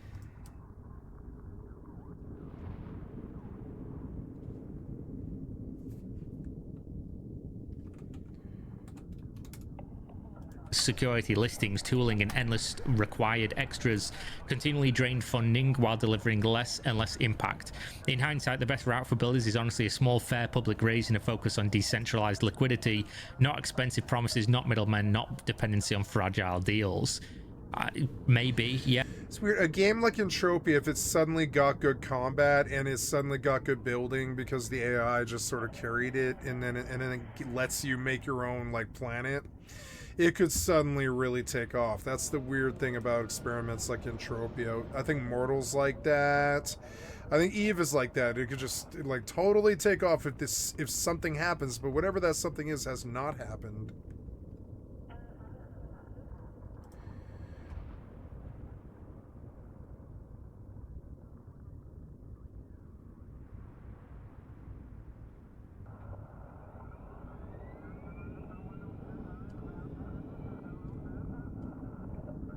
God damn, ESO had such bad graphics.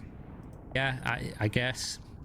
But also, the best thing for builders is to make something that people want to play and use, which ultimately you didn't. So even if you made all these mistakes but you had something good, you'd still be around. If you made none of these mistakes and didn't make something good, you would still be going away. Like, it's really that simple. This is the fucking water is wet. We also need to address the token reality directly. Very recently, we received notices of delisting risk from major exchanges, including KuCoin and Gate, and earlier this year, Bybit. In our current position, that means the AEG token cannot survive much longer. Without stable listings and without the scale we needed on the gaming side, there is no sustainable path forward, and it would be irresponsible to pretend otherwise. At this point, our pivot was to support crypto games by helping them publish, start smaller, and build from there. So again, you will do literally anything other than make a game worth playing. Oh, fuck it. We'll do an ARPG. Oh no, never mind. We'll do a card game. Oh no, we'll not. We'll be a publisher. Like, come on, guys. We monitored the market for a long time. We tried to understand what would actually work and looked for real signs of success, and we couldn't find anything because it's crypto gaming. Look, oh my god, they've come to they literally do say this as well. They've come to that conclusion. The honest conclusion we reached is that we simply do not see sustainable success in the crypto game market as it exists today, not in a way that supports builders long term. Bro, we were saying this 6 years ago. I was making videos about this in 2019. In 2019, I was saying there is no success in crypto gaming. You can make loads of money in crypto gaming as the people making the games, as the people selling the tokens and NFTs. You can even make loads of money if you're early on and the vision is good enough that a lot of people get convinced that this is going to be the next big thing, and there's like a big boom in crypto or whatever at the time. You hit at the right time, that you buy at the right time, and you sell at the right time. If you strike lucky, you can make loads of money. What you cannot do is make a fucking crypto first game that goes into the ecosystem of video games where there is... It's 2026, guys. We have almost unlimited choice. We have the best games industry we've ever had. We have indie games popping the fuck off. We have AA games popping off. We have AAA games producing what they produce. Some stinkers, some, Game of the Year contenders. We have new ways to support games constantly. We have Kickstarter, we have early access, and we have decades of backlog of games that are being brought back, that are being supported, that are being remastered, that are being made available on companies like GOG, on storefronts like GOG rather.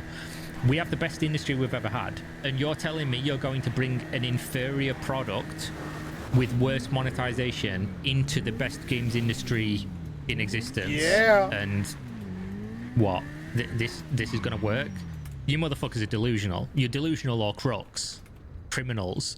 And we still believe in gaming, and we still believe in gaming. Yeah, it really needs you to believe in it, like it's fucking aliens or something. Oh, we believe in gaming. Me too. I believe in gaming. I've seen gaming flying outside my house at night. We still believe in crypto, lol, lamau. But combining them, in our experience, became a recipe for disaster. Who'd have fucking thought? It added major costs, major complexity, and increased the attack surface in every possible way.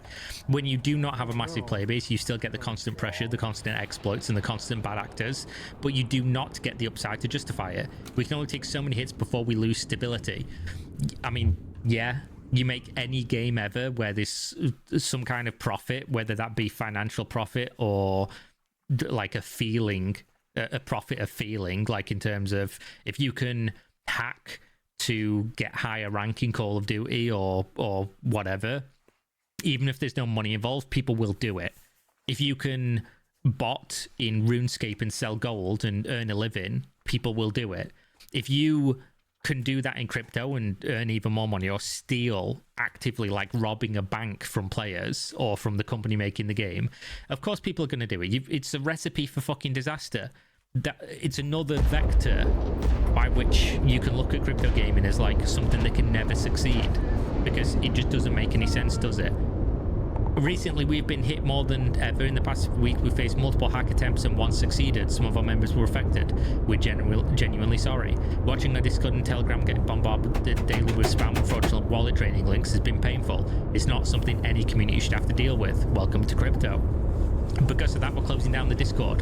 At this point, it has become a magnet for scam attempts, and keeping it open puts people at risk. Please stay cautious.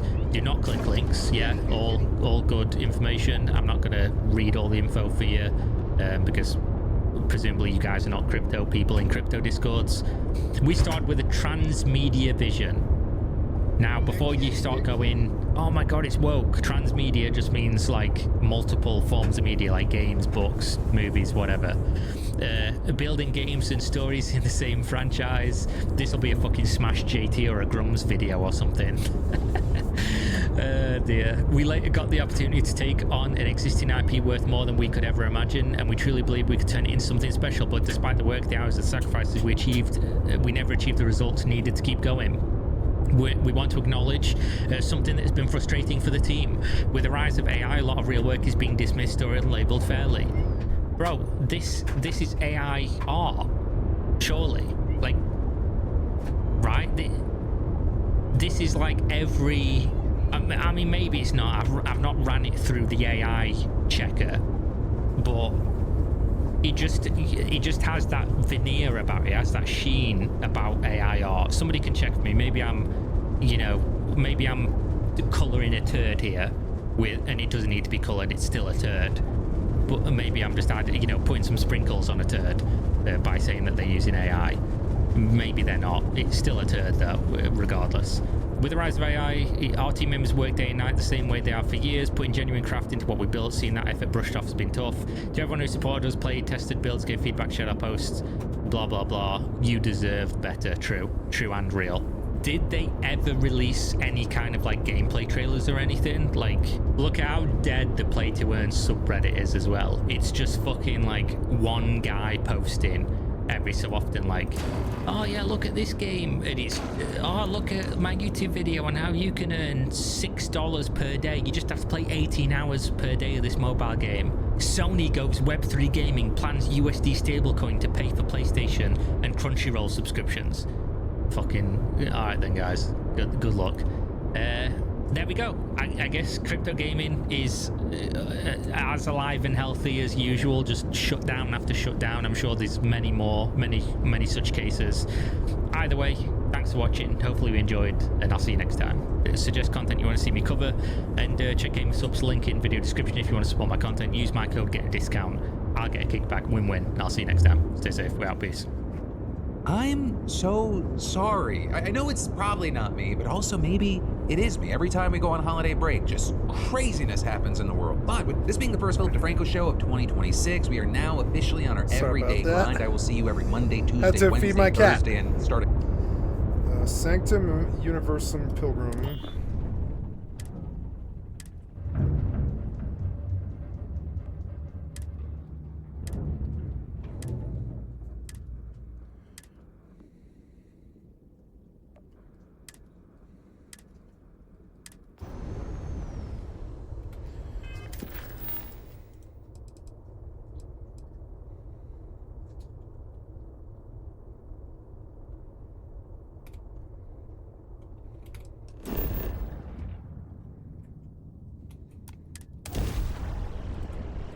next week, Friday. We have a lot to dive into and break down, starting with this. Donald Trump attacked Venezuela, captured Maduro, and now wants American companies to take back the oil that he says was stolen. But even if Trump's finally being honest about what he's really after, he's still not telling the whole truth. All while the way that he's talking, it looks like this is just the start of a new era of American adventurism abroad. Now, of course, you know, especially if you watched the show last year, this isn't coming out of nowhere. There's been a lot of building up to this moment where the Pentagon amassed troops, aircraft, warships in the Caribbean. U.S. attacks killed at least 115 people on boats that the administration claimed without providing evidence were transporting drugs. And at the end of last month, it actually carried out a drone strike on a port facility in Venezuela itself. And it turns out all the while there was a CIA team spending months in the country undetected, gathering intelligence about Maduro's movements. And that including help from a source in Maduro's government, and all of that leading to 10:30 p.m. last Friday when Trump reportedly gave final approval for Mar-a-Lago for a mission. A mission where more than 150 military aircraft, including drones, fighter planes, and bombers, took off from 20 different military bases and Navy ships. With them then, early Saturday morning, striking at radar and air defense batteries across Caracas, clearing the way for helicopters that carried Delta Force commandos right to Maduro's doorstep. And all of this, it went crazy fast. About 5 minutes after entering the building, they reported that they had Maduro and his wife in custody. And then by 4:29 a.m. local time, the pair were transferred to the USS Iwo Jima, which is an American warship that had been stationed about 100 miles off the coast of Venezuela. And this whole operation reportedly took just 2 hours and 20 minutes, killing at least 80 people, including civilians and soldiers, according to a Venezuelan official. Right, and as far as Maduro, he's now being held in New York City, and he pled not guilty today to federal charges, including narco-terrorism conspiracy, cocaine importation conspiracy, and possession of machine guns and destructive devices, saying, "I am innocent, I am a decent man, I am president." And with that, you've got the updated and unsealed indictment alleging that he headed a corrupt, illegitimate government that for decades has leveraged government power to protect and promote illegal activity, including drug trafficking. And this indictment also charges Maduro's wife, his son, 2 other high-ranking Venezuelan officials, and an alleged leader of Tren de Aragua. Right, that gang that the Trump administration designated as a terrorist organization last year, and that Trump has also claimed worked hand in hand with Maduro's government, although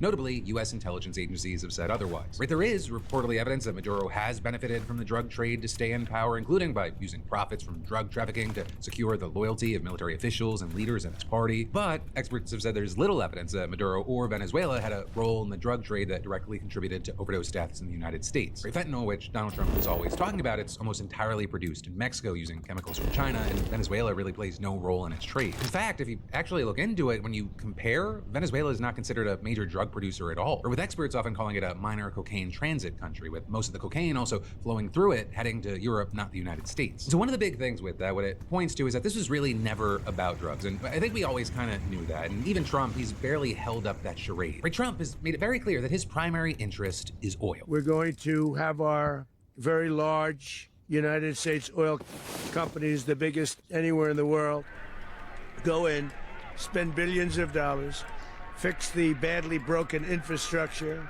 the oil infrastructure, and start making money for the country. We're going to be taking out a tremendous amount of wealth out of the ground, and that wealth is going to the people of Venezuela and people from outside of Venezuela that used to be in Venezuela, and it goes also to the United States of America. So then with that, among the reactions, you had the likes of Democratic Senator Chris Murphy saying, the message that they sent was that this wasn't about regime change. When they came to Congress and they literally lied to our face, they said, this is just a counter-narcotics operation. This seems to be mostly about oil and natural resources. Donald Trump's entire foreign policy is corrupt. Russia, the Middle East, and now Venezuela is all about making money for his friends. And Wall Street, the oil industry, they can make a lot of money off of Venezuela if they run it. You saw within hours of the invasion the announcement of a group of Wall Street investors, energy industry investors, planning a trip to Venezuela to make money off of this invasion, off of this ouster. But that said, if there is an America First play or argument to all this, it's that the U.S. is only taking back what rightfully belongs to it, which is a claim that Trump has repeatedly made over and over, that Venezuela stole America's oil. But to be very clear here, U.S. companies never owned oil or land in Venezuela, and officials didn't kick them out of the country. And that's why you're seeing things like a Venezuelan economist at the University of Denver saying Trump's claim that Venezuela has stolen oil and land from the U.S. is baseless. But of course, that claim does come from somewhere, and we should talk about it. Going way back, there was a military dictator who ruled Venezuela from 1908 until 1935, granting concessions that left 3 foreign oil companies in control and 98% of the Venezuelan market. And the country became the world's 2nd largest oil producer and largest exporter. Then we jumped to 1976, and the Venezuelan government took control of the country's petroleum industry, nationalizing hundreds of private businesses and foreign-owned assets, including projects operated by the American companies Exxon and Mobil. And overall, American oil companies lost roughly $5 billion in assets, but were compensated just $1 billion each. And then they took even greater losses in 2007 when President Hugo Chavez nationalized some of the last privately run oil operations in the country. Major American companies, with the exception of Chevron, which is the only U.S. oil company operating in Venezuela today, they refused to accept the terms offered to them. And in that case, the companies later actually won billions of dollars from Venezuela in international arbitration, technically, because the country has yet to actually pay those full amounts. So now you've got Trump and his administration reportedly telling oil execs in recent weeks that if they want compensation for seized property, then they got to go back to Venezuela now and invest heavily. The potential upside there, it's huge. Venezuela is known to have the largest proven crude oil reserve in the world. And very notably, the country produces the kind of heavy crude oil that's needed for diesel fuel, asphalt, and other fuels for heavy equipment. But even with its massive reserves, it's been producing less than 1% of the world's crude oil supply, way less than a few decades ago, thanks to corruption, mismanagement, and U.S. sanctions. So, there's been a lot of hesitancy to get involved. For example, one industry official telling Politico, the infrastructure currently there is so dilapidated that no one at these companies can adequately assess what is needed to make it operable. And another expert saying the issue is not just that the infrastructure is in bad shape, but it's mostly about how do you get foreign companies to start pouring money in before they have a clear perspective on the political stability, the contract situation, and the like. And on that note, we're not really getting a whole lot of clarity from the White House. You had Trump saying at a news conference after the attack that the U.S. would run the country until a safe, proper, and judicious transition of power could be arranged. A statement that pretty much freaked everyone the hell out. Right? And Trump, he didn't say whether U.S. forces would would occupy the country, but he did say he wasn't afraid of boots on the ground. With that, I'll say right now there are no signs of a continued U.S. military presence in Venezuela, and Maduro's government is still in power. In fact, as Vice President Delcy Rodriguez, she's been sworn in as interim president. You had her saying in a national address on Saturday that the U.S. had invaded her country under false pretenses and insisted that Maduro is still Venezuela's rightful leader. Though there, you had some speculating that might be more politics than a genuine display of loyalty. U.S. officials reportedly settled on Rodriguez as an acceptable candidate to replace Maduro weeks ago, with Trump even saying at the news conference that Marco Rubio had spoken to Rodriguez and determined that she's essentially willing to do what we think is necessary to make Venezuela great again. And that is, he said that the country's exiled opposition leader, Maria Corina Machado, didn't have the support or respect to lead the country. And that being said, surprised a lot of people for a lot of reasons, including, international observers said that the candidate that she supported after being disqualified beat Maduro in the 2024 election by a wide margin. In fact, the Biden administration and the second Trump administration both recognized that candidate as the legitimate winner. And since then, Machado has openly supported the U.S. military campaign in the Caribbean and gone out of her way to appeal to Trump, calling him a champion of freedom, echoing his talking points on election fraud and even dedicating her Nobel Peace Prize to him. All of that, it appears it may have been for nothing, especially because you now have Rodriguez striking a more diplomatic tone, saying that she's willing to work with Trump. Though that also notably coming as you had Trump warning in an interview, if Rodriguez doesn't do what's right, she is going to pay a very big price, probably bigger than Maduro, with Trump then also claiming again last night the United States was in charge of Venezuela. And then when asked what he needed from Rodriguez, he replied, "We need total access. We need access to the oil and to other things in their country that allow us to rebuild their country." But then with that, you have Rubio, some saying walk it back, some saying explain the administration's plan, saying that it's to keep a military quarantine in place of the country's oil exports, preventing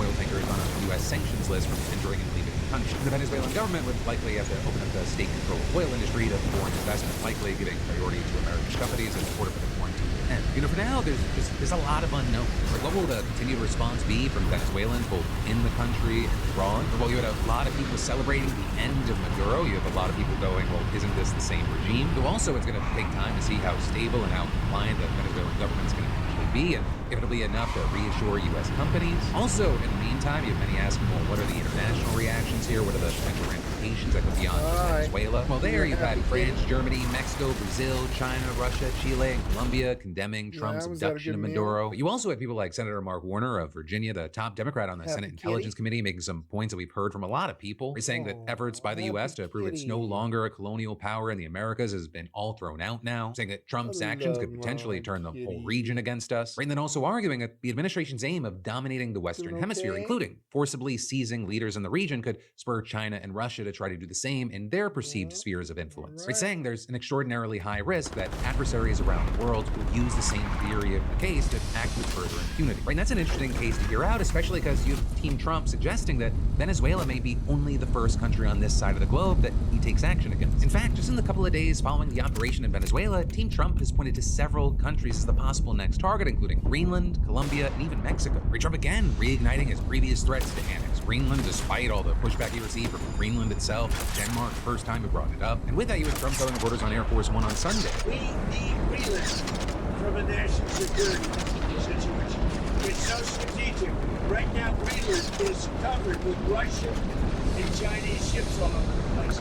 We need Greenland from the standpoint of national security. And Denmark is not going to be able to do it. Trump also reiterating that to the Atlantic, saying that the U.S. absolutely needs Greenland for national security. It seems very much to be in the mind of those in Trump's orbit, including Stephen Miller's wife, who posted soon with the image of an American flag draped across a map of Greenland. And so with all this, you had the leaders in Denmark and Greenland just not happy. Prime Minister of Denmark, Mette Frederiksen, noting again that the U.S. has no right to annex Greenland, also whose people made... It's weird because it's like part of this game's strength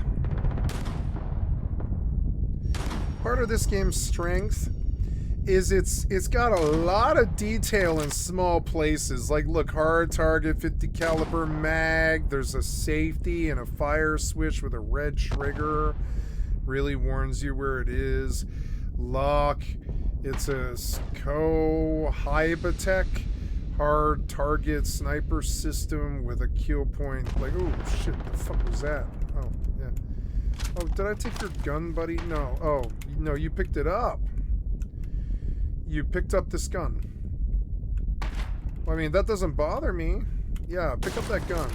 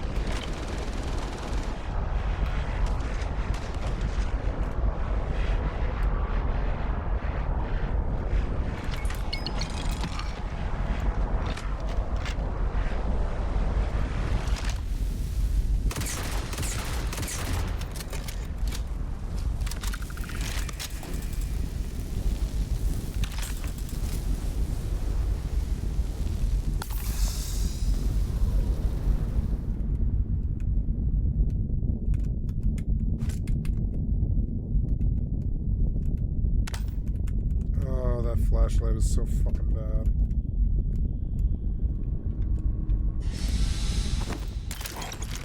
Made it very clear that it's not for sale. All while, I think a lot of people don't realize this, the US already has wide access to Greenland because of a NATO defense agreement. So among other things, Trump's national security argument really doesn't appear to hold water. And with that, you had Frederickson adding, I strongly urge the United States to stop the threats against a historically close ally. With Greenland's prime minister also echoing that, but then also adding, when the president of the United States talks about we need Greenland and connects us with Venezuela and military intervention, it's not just wrong, this is so disrespectful. And this has gotten to such a crazy place that Denmark and Germany have had to promise to defend Greenland against any invasion. But of course, it's not where it ends for Trump, because there's also Colombia, with Trump taking aim at President Gustavo Petro. Trump saying he better, quote, watch his ass, and calling him a sick man who likes making cocaine and selling it to the United States. So with that, promising he's not going to be doing it for very long. And Trump, he's had beef with Petro for a while. He's placed sanctions on him, his family, and a member of his government back in October. He also slashed U.S. assistance to Colombia after adding them to a list of countries that had failed to cooperate with the war on drugs. And actually, when asked if the U.S. would carry out an operation on Colombia similar to what was done in Venezuela, Trump responded,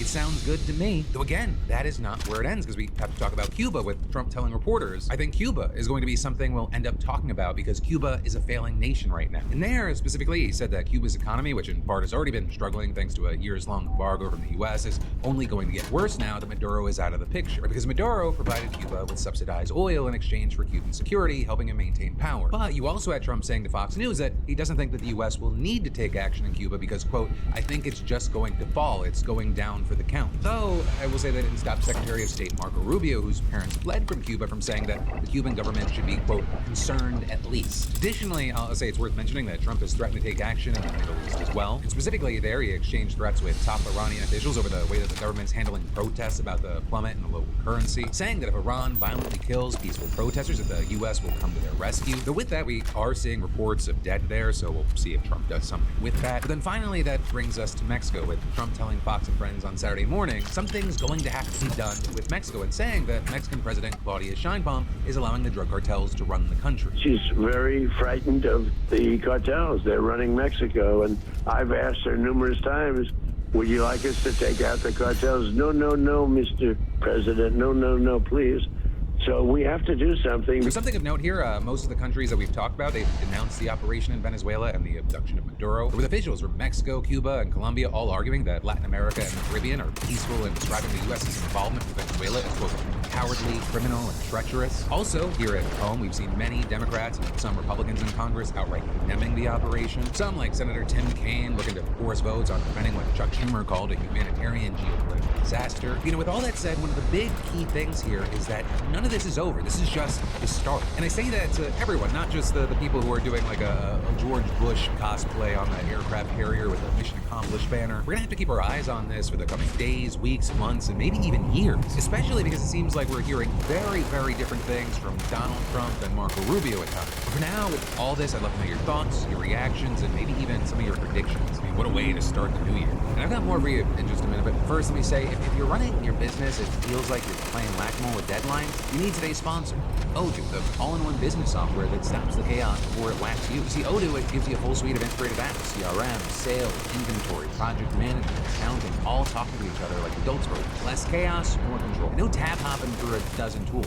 Odoo keeps everything in one clean, customizable dashboard. Some quotes and clicks, drag and drop, pipeline, use predictive lead scoring, and close deals faster with built-in e-signatures. Right, and never run out of stock again. Odoo can automatically trigger purchase orders, replenish inventory, and follow up with vendors so you don't have to. And their MRP system, it covers planning, scheduling, quality checks, shop floor management, basically everything except running the factory for you. Right, and Odoo auto-creates invoices, uses tools to read receipts with 98% accuracy, and integrates with 28,000 plus banks. And only pay for what you need. Pick the apps that you want, leave the rest, no bloated software graveyard. So hey, dive in and try Odoo's full suite free for 14 days, no credit card, and even get one app free forever, like emotional support software. So if you're ready to run your business like someone who isn't held together by caffeine and panic, hit that link and start your free Odoo trial today. New year, new ERP, better business. But then, getting back into the news, as everything's been going down in Venezuela, we heard from a voice that's really huge on the left right now, and that is Zoran Mamdani. Because the new mayor of New York City was officially sworn in on Thursday, and it only took 2 days before he had his first public clash with Donald Trump as mayor. I called the president and spoke with him directly to register my opposition to this act and to make clear that it was an opposition based on being opposed to a pursuit of regime change, to the violation of federal international law, and a desire to see that be consistent each and every day. Well, many on the right were very critical of that. Their clash with him, it really started the moment that he was sworn in, because in his inauguration speech, he explicitly promised to govern expansively and audaciously as a democratic socialist. And it appeared that it was this line in particular that really triggered conservatives. We will draw this city closer together. We will replace the frigidity of rugged individualism with the warmth of collectivism. If our campaign demonstrated that the people of New York yearn for solidarity, then let this government foster it. With many on the right interpreting or saying they interpreted that the warmth of collectivism, it was really just an open announcement that it was some sort of Stalinism that was about to be imposed on New York City. There, you had the mayor's defenders being like, no, the word that you're thinking of is collectivization. Right? Collectivism is a general idea that focuses more on the group or community than on an individual. With that, they argue that if anything, this puts him more in line with FDR and MLK, not Joseph Stalin. So some have also speculated that it used that term specifically to provoke a hysterical meltdown from the right, kind of a Trump political playbook. But really, I'll say with that, if you took a quick glance at the cesspool that is social media, you really didn't need to do anything to get that sort of reaction. Or for some, just him existing as a Muslim, that was enough to just cause a fear of imminent Islamic takeover. For example, Republican Senator Tommy Tuberville proclaiming the enemy is inside the gates, as well as Trump advisor and actively melting candle Laura Loomer just losing her mind posting. This is 100% an homage to Hamas and the globalized the Intifada movement. He is signaling the beginning of his Islamic conquest from a tunnel. And adding, it was not only an homage to Hamas, but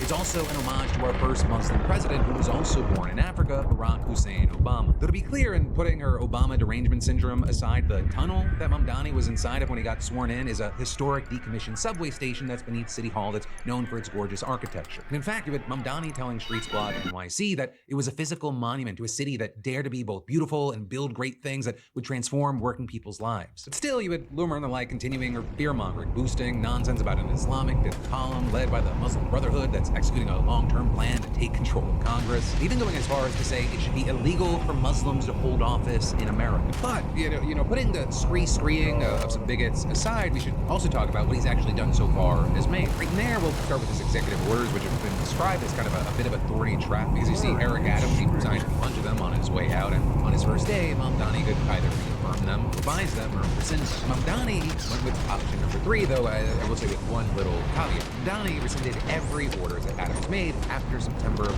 2024, the month that the former mayor was indicted on federal corruption charges. It was a day at which many New Yorkers started to doubt even more than they did the motivations behind any executive order or executive action that was going to be taken. And that did a number of things. It eliminated the Office of Road Mitigation, it deleted the crypto office, and removed federal immigration officials' access to the Rikers Island jail complex. These lead to 2 orders that got the most attention concerned Israel. One codified a controversial definition of anti-Semitism proposed by the International Holocaust Remembrance Alliance, and the other, it banned city agencies from boycotting Israel. Mamdani rescinded both of those, saying that the IHRA's definition placed criticism of Israel with anti-Semitism and reaffirming his long-standing support for the BDS movement. A move that sparked a fair bit of blowback with the Anti-Defamation League, the American Jewish Committee, and the United Jewish Appeal Federation of New York issuing a joint statement saying, singling out Israel for sanctions is not the way to make Jewish New Yorkers feel included and safe, and will undermine any words to that effect. But then also the Israeli Foreign Ministry jumping in to say on his very first day as New York City mayor, Mamdani shows his true face. This isn't leadership, it's anti-Semitic gasoline on an open fire. But the Mamdani camp, they predicted that there was going to be this kind of reaction, and they had a few different responses. First of all, Mamdani was always clear that his intention was to rescind these orders. He didn't reveal some hidden agenda on day 1. Second, he actually kept Adams' order establishing the office to combat anti-Semitism, and he promised to increase funding for the office for the prevention of hate crimes. And third, it was widely seen that Adams was clearly signing these orders last summer as a way to plant landmines that Mamdani would have no choice but to step on as soon as he entered office. But then with all that said, let's talk about Mamdani jumping into his policy agenda, starting with housing. Because yesterday he named the woman who's going to head the Department of Housing Preservation and Development, Dina Levy. Right, and Levy, she was once an assistant to the state attorney general, and she just served as senior vice president at the state's housing agency, where she oversaw development of single-family and manufactured homes and ran the state's mortgage agency. But really, to many New York City renters, she's best known as a fearsome tenant rights activist. In fact, the apartment complex where Mamdani announced her appointment was infamously neglected by its private landlord back in 2008. But Levy, she helped organize its residents to secure a $5.6 million loan to the same agency that she's about to lead and sell the building to new owners who renovated it. Dina will no longer be petitioning HPD from the outside.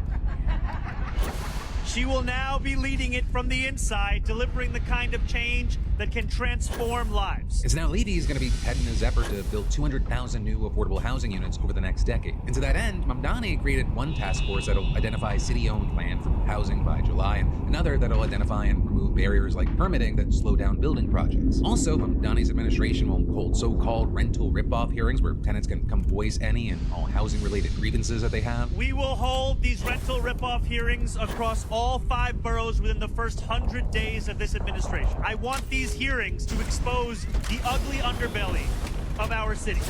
The rats that scurry through hallways, the children that shiver in their beds in the dead of winter because the heat is off, the fees imposed on pregnant mothers because of the fear that their babies may be too loud, homes where you can peel flimsy tiles off the walls, homes where the pipes drip and rust, homes where roaches scuttle across the floor. I want New Yorkers who have long been ignored by their landlords to finally be heard by our city government. And then, based on those hearings, his administration will draft a report to guide his housing policy. Also, as for his big campaign promises, he's still planning to push for a rent freeze on nearly 1 million rent-stabilized apartments. So I will say that may prove difficult since Adams appointed new members to the Rent Guideline Board last year to hamstring Mamdani's efforts. Regardless of that, you have Mamdani insisting that he'll be able to pressure them into action. Then next up, Mamdani wants to make buses free, which would require support from state lawmakers that cost somewhere around $800 million per year. And then finally, he wants to provide free universal childcare, and he promised that one way or another, all 3 of these policies will be in place by the time this first term ends.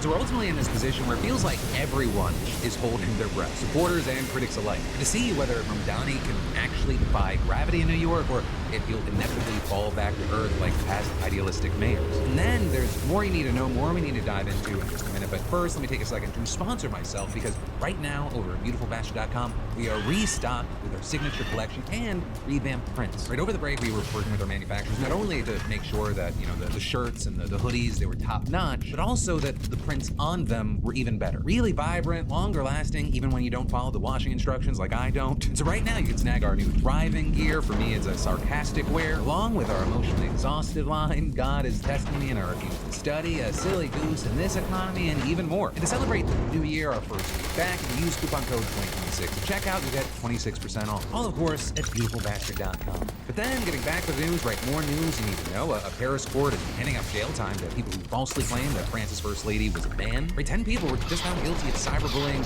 Brigitte Macron, with one landing a 6-month jail sentence, several others getting suspended sentences up to 8 months, and 5 being temporarily banned from using Twitter. Also, everyone's gonna have to pay fines and attend online harassment courses, though I will say there was one defendant who notably apologized, who was spared from jail time. And again, all this is tied to the big right-wing conspiracy that Brigitte was actually born a man. And the 10 people who were convicted here, they spread that theory online, and they also accused her of being a pedophile due to the 24-year age gap between her and President Emmanuel Macron. And while 3 were tried in absentia, the 7 who did face trial in person, they denied wrongdoing and insisted that the posts were either satire or part of a legitimate debate. But the court, it did not see it that way, calling the comments degrading, insulting, and malicious. All while Brigitte has repeatedly pushed back on these claims, and yesterday she told French media that she launched these legal proceedings to set an example in fighting against online harassment. And with that, notably, that is not where Macron's legal action ends. Because one of the reasons most of us are even aware of this conspiracy is because it's been amplified by Candace Owens. And Owens, right, she's facing a defamation lawsuit from the Macrons. But that suit has in no way stopped Candace from continuing to make those claims, and she in fact responded to today's news by calling Brigitte dangerous, suggesting she did sinister stuff in the military, and saying she wakes up every day, puts on a fake wig, lipstick, and mascara, and declares war on those who know his true identity. Where to these claims, these conspiracy theories, they're obviously not going to go anywhere. Where we live in a time where there's major distrust of major institutions, politicians, even the news media. And while skepticism and distrust, it can be very important, this is also one of the other ways things can play out. And to that point, while it might seem strange and random to accuse the French First Lady of being trans, she is by no means the only or even first one, right? People have been saying this about Michelle Obama in the past, plenty of other people in power, specifically women often get transvestigated. But as far as this specific case and how it's going to play out and how maybe it continues in the moral court of opinion, you had at least one of those people convicted convicted, planning on appealing the ruling. And with that, saying this shows just how far French society is drifting toward less freedom of speech, saying freedom of speech no longer exists. So that is, of course, others have said they're just fucking around and finding out, saying they pushed false claims, they harassed, and so they were held accountable. But then also, next up today, this is crazy. Elon Musk's AI, Grok, it's taking images of people and undressing them regardless of whether they consented or were even minors, right? And that's the new meta on X right now, right? If you go to almost any image on X, especially of women, you'll see replies like, hey Grok, make her wear a transparent bikini. It didn't matter if it was some random person or Swedish Deputy Prime Minister Ebba Busch after users asked Grok to make images of her in a bikini, which it did. Or take, for example, Julia Yukari, who's a Brazilian musician. She posted this image with her cat, and her replies were just flooded with people making requests. But then Yukari, obviously not happy about it, and her indignation was enough to actually make some waves, and it led to X and Grok to take action. You start seeing accounts that requested content having their posts deleted, and Grok saying, hey, I understand the indignation. There was a failure in Grok's safeguards that allowed improper manipulations of images, as in the case of Julia Yukari. This was quickly fixed, and I don't generate or share explicit content. Sources, G1 and BBC confirm the incident and the resolution. You know, that reply, which was made this morning, it makes it seem like Grok won't share or generate explicit content anymore. However, posts from this morning show that it's still happening in at least some of the cases of both users requesting it for images of themselves and of others requesting it. Also, notably, bikinis and lingerie, it was kind of just the tip of the iceberg. A lot of people trying to game the system by requesting things like covering the subjects in clear tape in order to show more. And, you know, while making non-consensual lewd and sexual images of adults is bad enough, where you saw a lot of people speaking up is when it started involving children. Now, obviously, I'm not going to show anything here, but actress Nell Fisher, who plays Holly in the last season of Stranger Things, she was on the receiving end of this in particular. Everything from lewd images to even creeps having Grok putting her on the laps for a kiss were being made. Then the backlash getting so big that Elon Musk had to chime in saying, anyone using Grok to make illegal content will suffer the same consequences as if they upload illegal content. With then angry users pointing out that this response avoids any culpability on X's part despite its tool being the one actually generating the content. And one of the big things is that Musk's response is unlikely going to calm regulators such as Ofcom in the UK, which wrote this morning, we have made urgent contact with X and XAI to understand what steps they've taken to comply with their legal duties to protect users in the UK. Based on their response, we will undertake a swift assessment to determine whether there are potential compliance issues that warrant investigation. But legal repercussions or not, this whole situation, it's led to many women really considering what they post on the platform. Some taking down images of themselves doing innocent things like just going to Disneyland. Others are understandably leaving the platform outside of official announcements, in which case they're limiting their replies. Though also with this, you had people noting that not every AI-generated image by Grok was unconsensual or crossed a sexual line. Right? In many cases, the people requesting the images were those depicted, often as a form of promotion for their OnlyFans. In other cases, you had people making silly or dumb requests, like when Musk had Grok add his face to this image, or things like dressing Bush in a burqa since she was pushing for a burqa ban. But, you know, ultimately, for many, this is kind of a wake-up call that, like it or not, legal or not, this type of AI content, it is here and increasingly realistic and easy to use. And at a time when you're seeing many governments pulling back the guardrails, pulling back or holding back regulation, because many of them have a fear of falling behind in the AI race, you have many wondering, is it worth posting anything if people can just do this? And, you know, with that, I'd love to know your thoughts, opinions, and reactions in those comments. With that, my friends, you beautiful bastards, is where today's Philip DeFranco show is going to end. Thank you for watching. It feels good to be back here to dive through all of this together with you. And we'll, of course, we'll see you right back here tomorrow for another Philip DeFranco show. There's even more just a click away if you'd like. Cuba is being run by senile old men with a collapsing economy. Said that right with Trump right behind him. Right behind him. He bombed Nigeria over Christmas. The United States runs Venezuela now? Rubio, we should maybe call him like the resource rapist. Is that too much? Do we need to edit that one out? No, well, we're not going to edit this thing. Do you know that the only reason you were able to click on this video is because of a small action by Justin Timberlake 20 years ago? A small action that went on to have enormous consequences.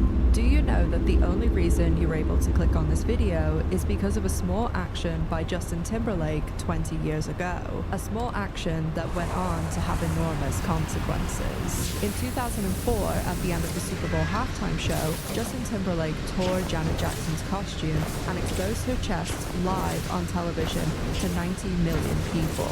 The day after the Super Bowl, some PayPal employees were frustrated when they couldn't find a video of the incident. Their frustration sparked the creation of the very website we're both on right now. While YouTube was a positive byproduct, Timberlake didn't create it, but he did certainly have a hand in the destruction of the careers of some legendary performers. After the performance, Jackson's career was eviscerated and she received massive backlash. And despite the fact that Timberlake was fully on board and was the one who actually tore the costume, he received no backlash at all. In fact, he used the media circus around the event to promote his new solo career, even lying to the public and press, claiming he didn't know anything prior and blamed everything on Jackson. And it must have stung Jackson even more, given that in 1998, she gave the then unknown Timberlake and NSYNC their first American tour when she invited them to be her opening act on her Velvet Rope tour. The aftermath of the Super Bowl is just one of the many examples of Timberlake not only lying to escape consequence, but also using others to further his own career and dropping them when they no longer are beneficial to him. Recently, however, the public's opinion of Timberlake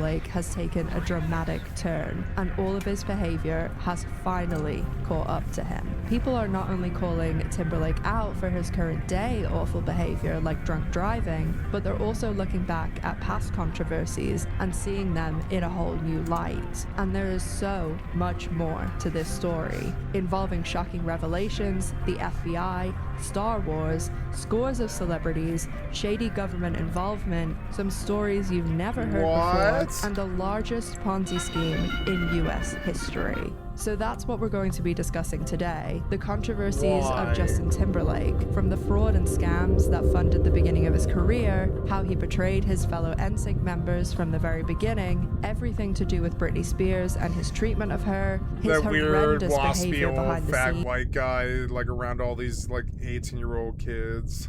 and his many, many lies. So sit back, relax, grab a drink and a snack, and let's dive in to the controversies, lies, and justified downfall of Justin Timberlake.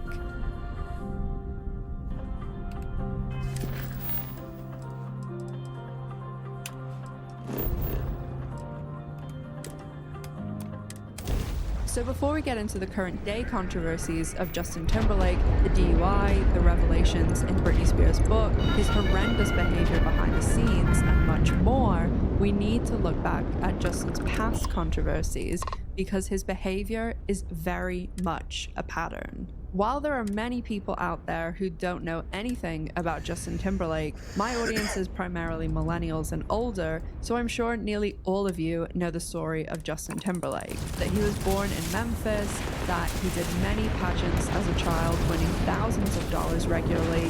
He was on Star Search, another and his mother pageant took him to person. many auditions trying to make her son famous. Probably I think that's the cabal. Justin Timberlake is how he got his big break in being cast on Disney Channel's The Mickey Mouse Club, which filmed in Orlando, Florida. He starred alongside many other future stars, including his soon-to-be fellow NSYNC member JC Chazé, Ryan Gosling, who we'll also talk about later, Christina Aguilera, Kerry Russell, and the most famous former Mouseketeer, who Justin would go on to date, Britney Spears. And we'll of course be discussing Britney much more later in the video. Another future boy band member, Nick Carter, was actually cast alongside Timberlake, but Carter actually turned down the role so that he could join a band. You may have heard of them. They're called the Backstreet Boys. We'll of course be discussing much more about the Backstreet Boys later in the video too, as they are extremely relevant to the early days of NSYNC and Timberlake. Justin and Britney joined the Mickey Mouse Club in 1993 and filmed for 2 years in Orlando.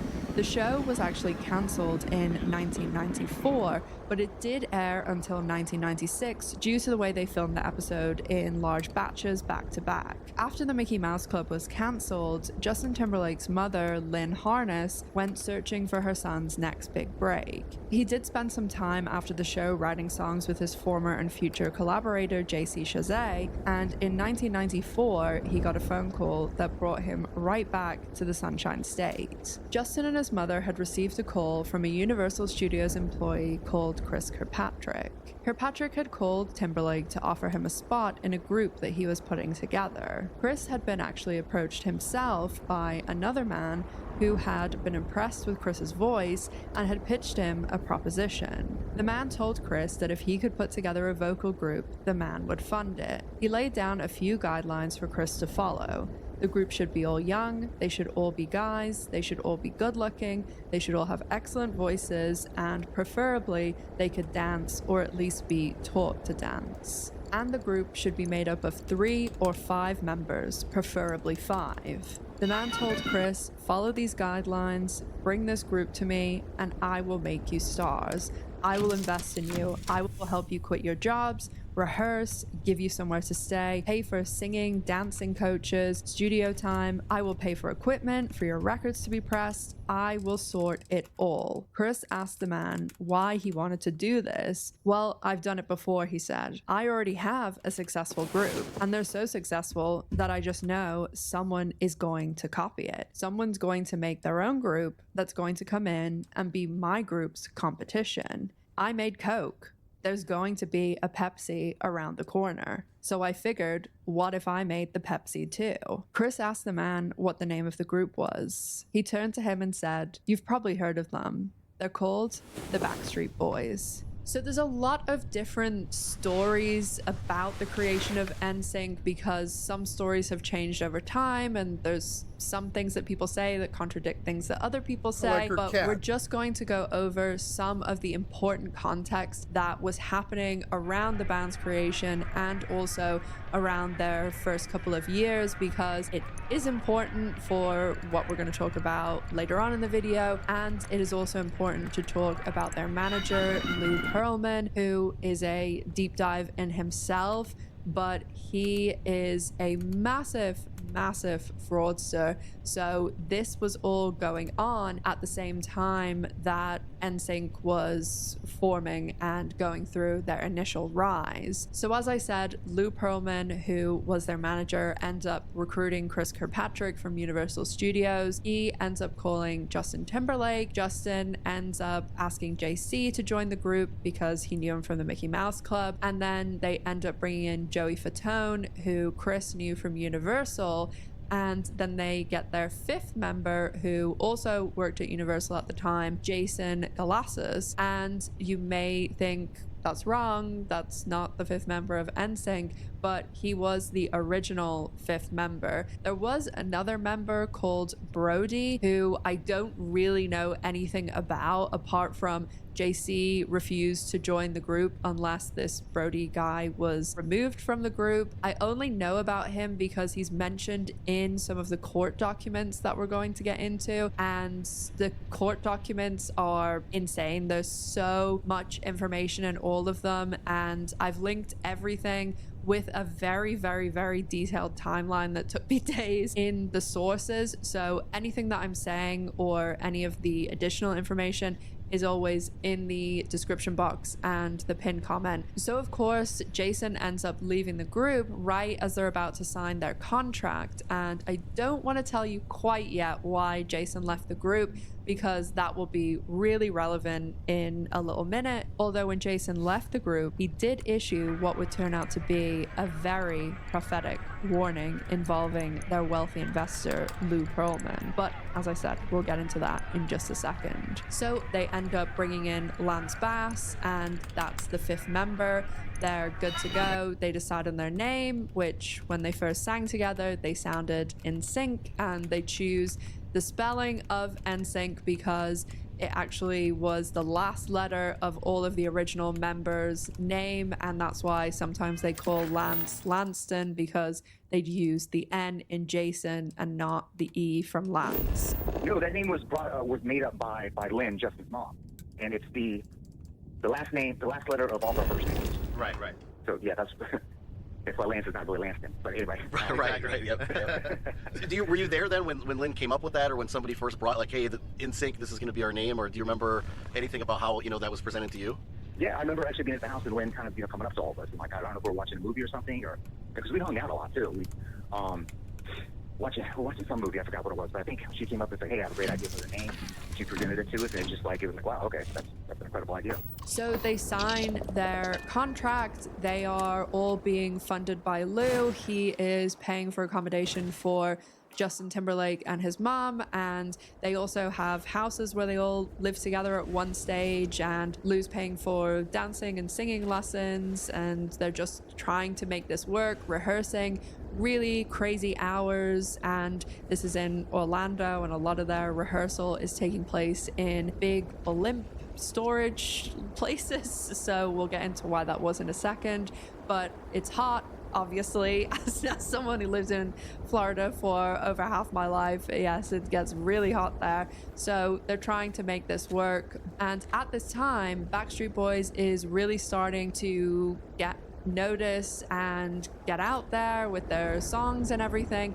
And Lou actually keeps NSYNC a secret for quite a long time. Anytime he's expensing anything, he's calling them B5 on like all the records. So for a long time, nobody else really knew about NSYNC. And to start with, NSYNC actually got their launch in Europe because at this time in the early and mid 90s, with the exception of New Kids on the Block, there wasn't really much of a boy band scene, and it wasn't something that was super popular in the US. So Backstreet Boys did this too. They went to Europe first, they released their album in Europe first, and NSYNC did the same thing.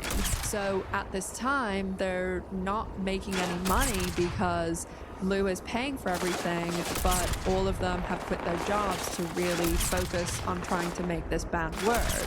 Well, all of them weren't making any money, except for Joey kept his job at Universal Studios for quite a while, and Justin and his mother had a different negotiation with Lou, and Justin was actually being paid, even though he was 14, 15 when this was all happening, and the other members were all adults. So NSYNC are working away, trying to make this band happen, and we're going to jump forward a little bit to their first big bit of US traction, which was actually because of the Backstreet Boys.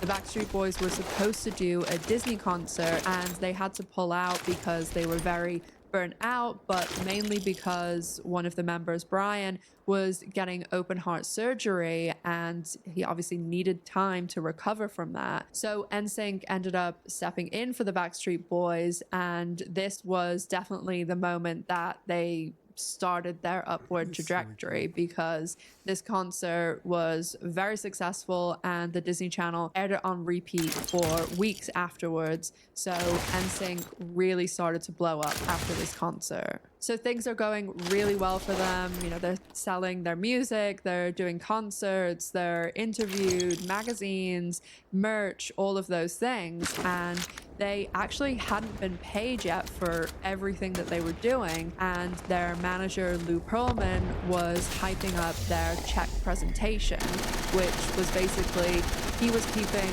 all of the revenue, and then they were going to have this check presentation where he would cut each of them a check, and it would just be for a lump sum. Pearlman had made his fortune in the aviation and blimp industry, and then he had moved into music, and obviously with the Backstreet Boys and then NSYNC, and he looks so weird. There's like all these 18-year-old dudes standing around, and then the fat, like 55-year-old, like balding dude with the glasses who's all waspy.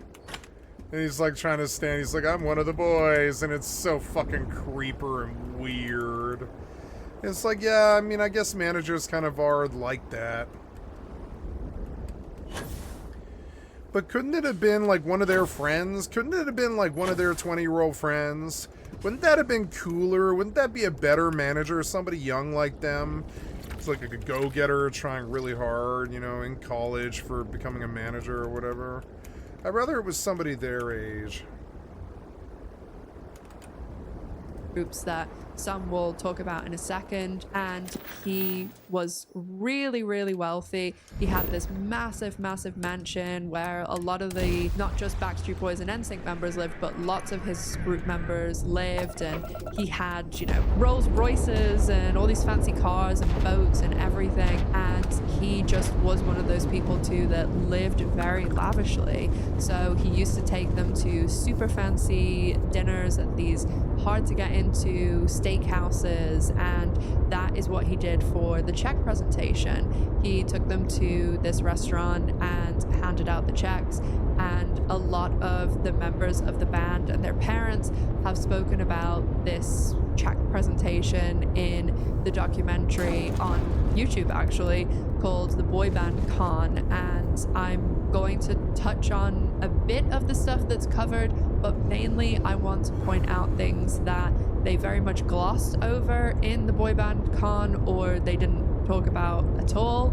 And that check presentation was kind of a light bulb moment for them, because they ended up opening these checks that they thought were going to be for at least well into the six figures, and some of them were talking about maybe even seven figures, and they opened the checks and inside was a check for $10,000. Yeah, this is for over 2 years of work, so even at minimum wage, this doesn't make sense, considering not only were they not working for minimum wage, but they were having these massive successful concerts and albums, and merch alone should have been more than $10,000. So at this moment, they all said they knew something was wrong, and they knew that whatever Lou had been telling them wasn't what was really going on, and that he in some way was cheating them out of their money. Perlman, who had always seemed so generous, supportive, and kind, was not who he seemed to be. And not only were the 5 members of NSYNC, including Justin Timberlake, contracted with Perlman, but Justin Timberlake's mother, Lynn Harness, was also tied up in business dealings with Perlman. After they received their checks, I'm going to get something for dinner. I may have to go upstairs for that. I'm not really sure, so I'm going to go look. It's not raining right now, so I prefer to go up there while it's not raining. And, I'm going to go worry about dinner. I'll be right back. Oh, but sitting up hurts so bad.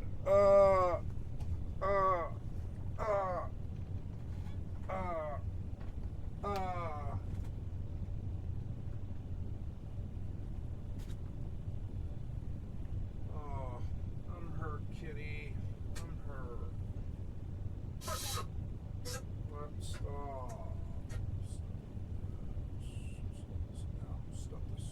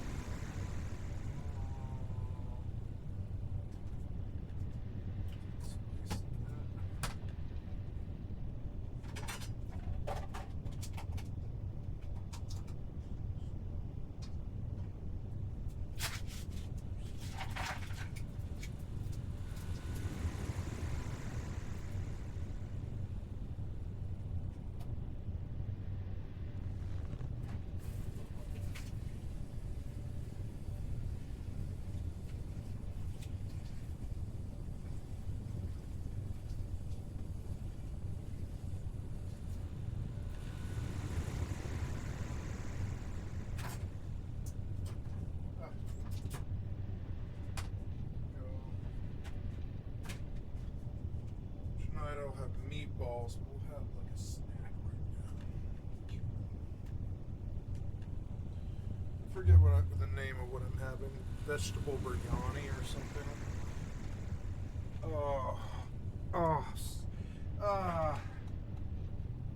My ribs. Falling. It hurts so bad. Oh, damn it. I'm getting older. That's the first bad fall I've had in a while, short of the moped accident. They knew something was wrong and they needed to find out exactly what. One of the things you probably are thinking is, well, what does their contract say? Well, according to the boy band con, they couldn't afford to get a lawyer to look at the contracts and they blindly trusted Lou Pearlman. But that isn't actually true. They actually were warned by multiple people after multiple lawyers told them this contract that Lou had given them was horrendous and they shouldn't sign it. And unfortunately, the contract with NSYNC, the contract with Backstreet Boys, the contract with Britney Spears' original group that was managed by Lou Pearlman, those were all just the tip of the iceberg. I didn't know Britney had a group. And there was far worse things going on behind the scenes with Lou Pearlman.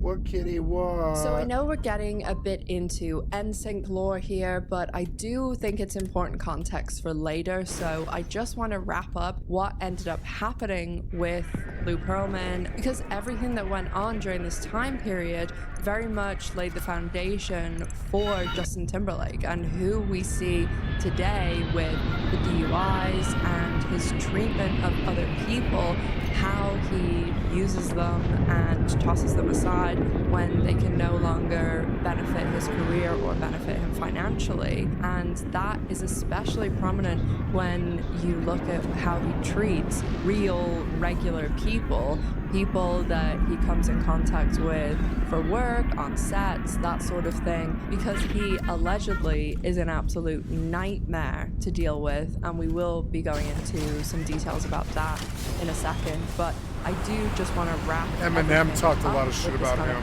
First phase of NSYNC. Just some things to mention before we go into the chapter that is important context. I will make reference to a group called Innocent, which is Lou Pearlman's only girl group. This group actually had Britney Spears as an original member because in 1996, she actually auditioned for Pearlman, and when she auditioned, he gave her a place in the band but wanted her to sign the contract that day, and Britney said no, and she wanted to kind of mull things over because she still was thinking about being a solo artist, and she took about 9 months to kind of decide because obviously it's a huge decision.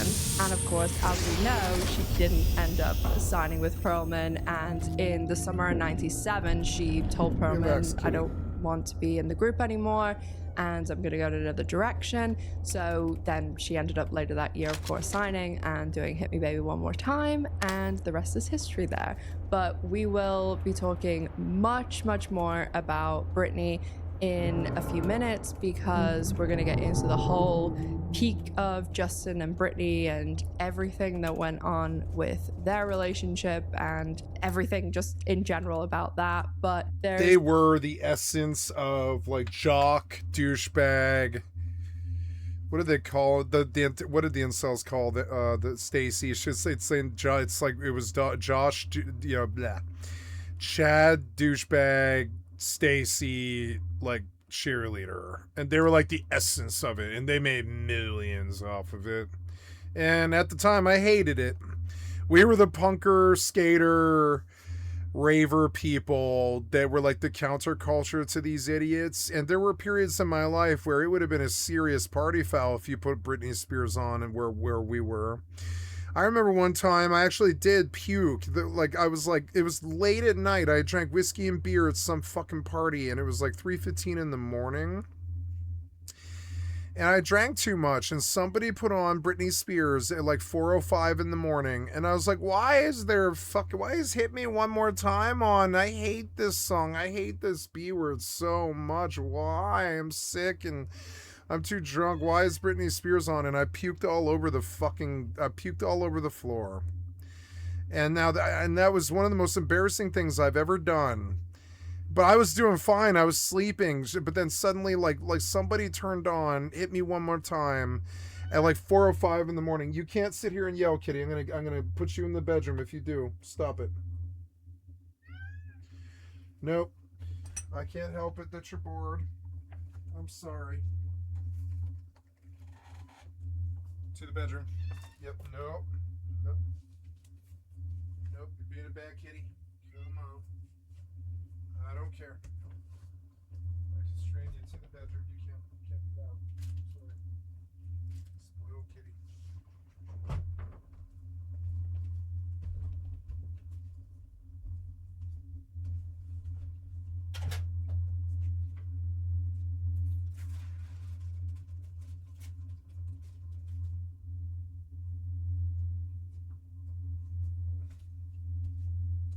Dishes.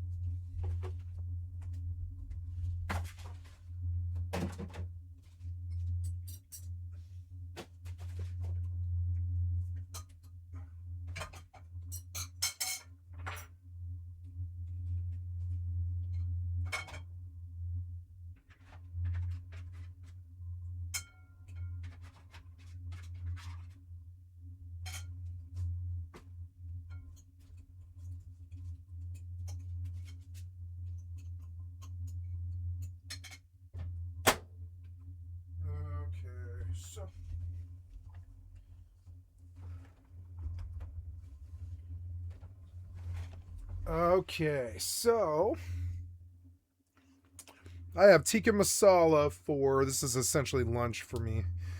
Yeah, I have tikka masala and a Baja Blast from 2 days ago. I gotta finish it. And yeah, and that's my dinner.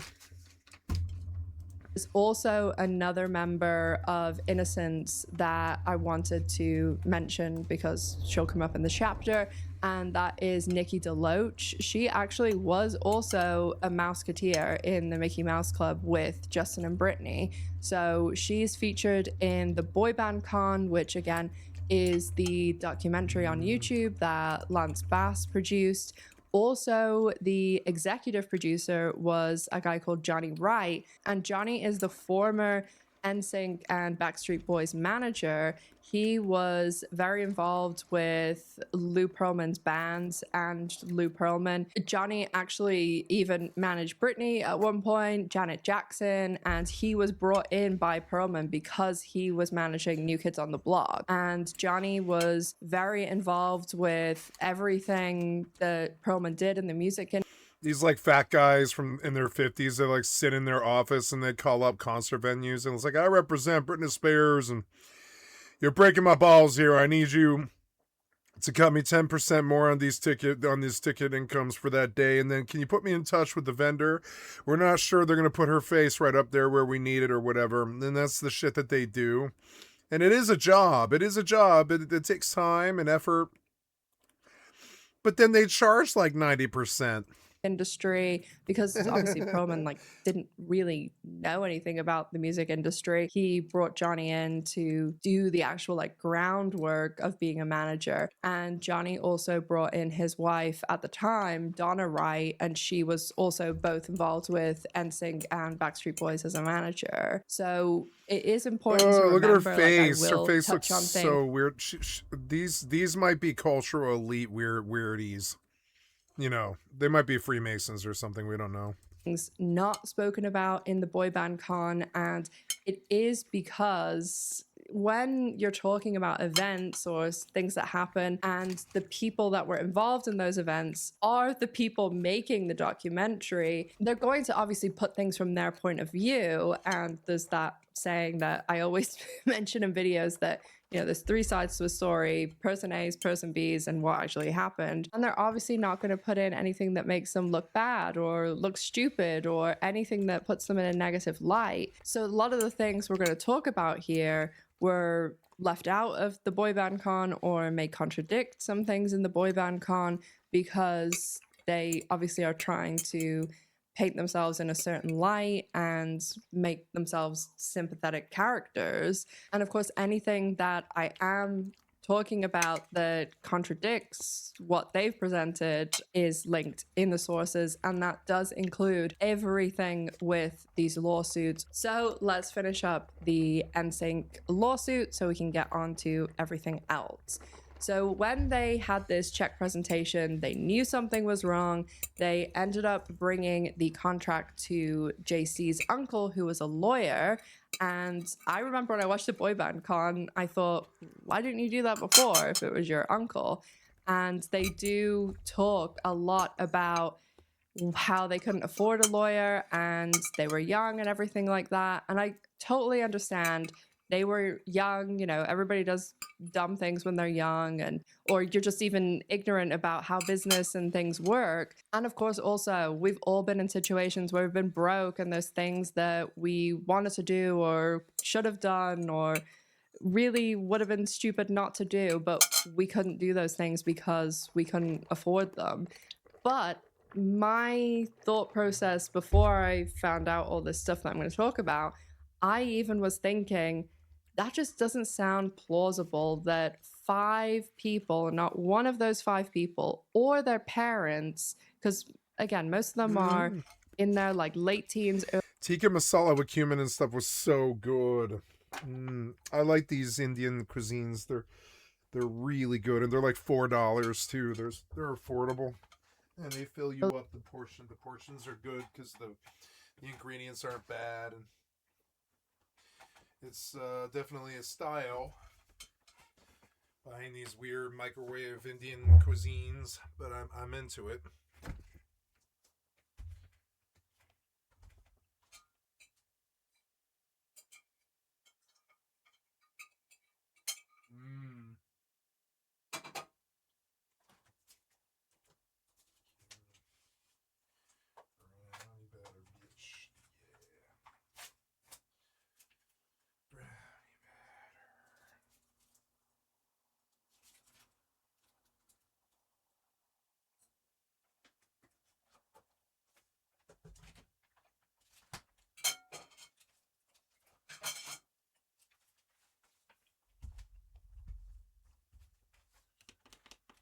Okay, turn the lights in here.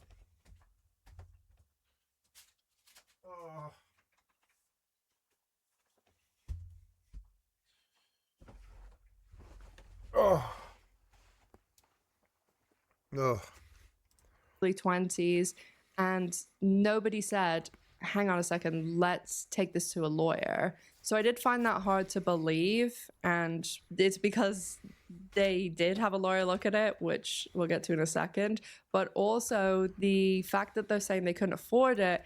I mean, there's 5 of them, they have identical contracts. They'd probably be looking at like $500.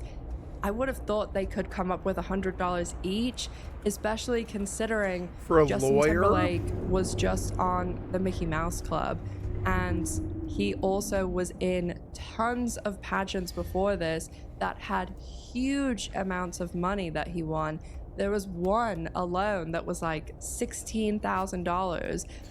Yeah, that's the thing about these vacuous, dumb people is they get taken advantage of by average people because they're not focused on business. They're not focused about what the guy might be taking from them. They're rubes.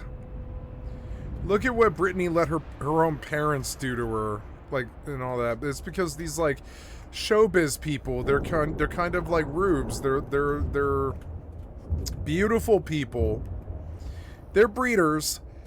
And they're successful, and they make a lot of money, you know, so people respect them. But are they intelligent?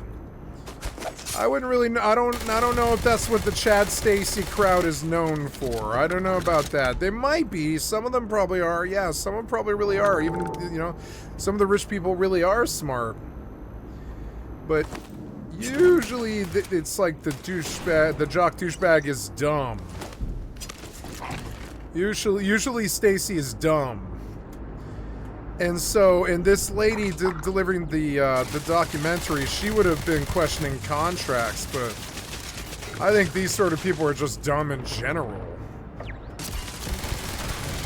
Which is how they got eaten by Phil Pearlman. I've seen tons of them that were in that sort of area of money that he was winning. And also, Lou Pearlman was paying for everything, not only for each of the band members, but he was paying for a house and all of the bills for Justin Timberlake's mom, and paying for her to fly back and forth from Memphis to see her husband to Orlando. And Justin Timberlake's stepdad was a banker, so they're making decent money. Justin Timberlake's had all this money from the Mickey Mouse Club and all of those pageants, and his mom is getting everything paid for along with him, so they're offsetting a lot of expenses, and there's not money to go and see a lawyer. That's because there was money. They did go see a lawyer, and it is in the court documents, and it's even Lynn Harness, Justin Timberlake's mom, that says we took this contract to a lawyer. So she talks about the fact that her husband and hers took this contract to a lawyer in Memphis, and where she talks about this, it's in her statement that's 19 pages long. Everything else in the statement has tons of detail. Every minute thing, like it's a long list of everything that she and Justin and Lou Pearlman and all the band members, everything that they did to start NSYNC and how they were getting the word out and rehearsals and everything. And yet, the bit about the lawyer is a line that says, yeah, I took the contract to a lawyer and they made little comments on it. And that's not, they said nothing, that's not, they said,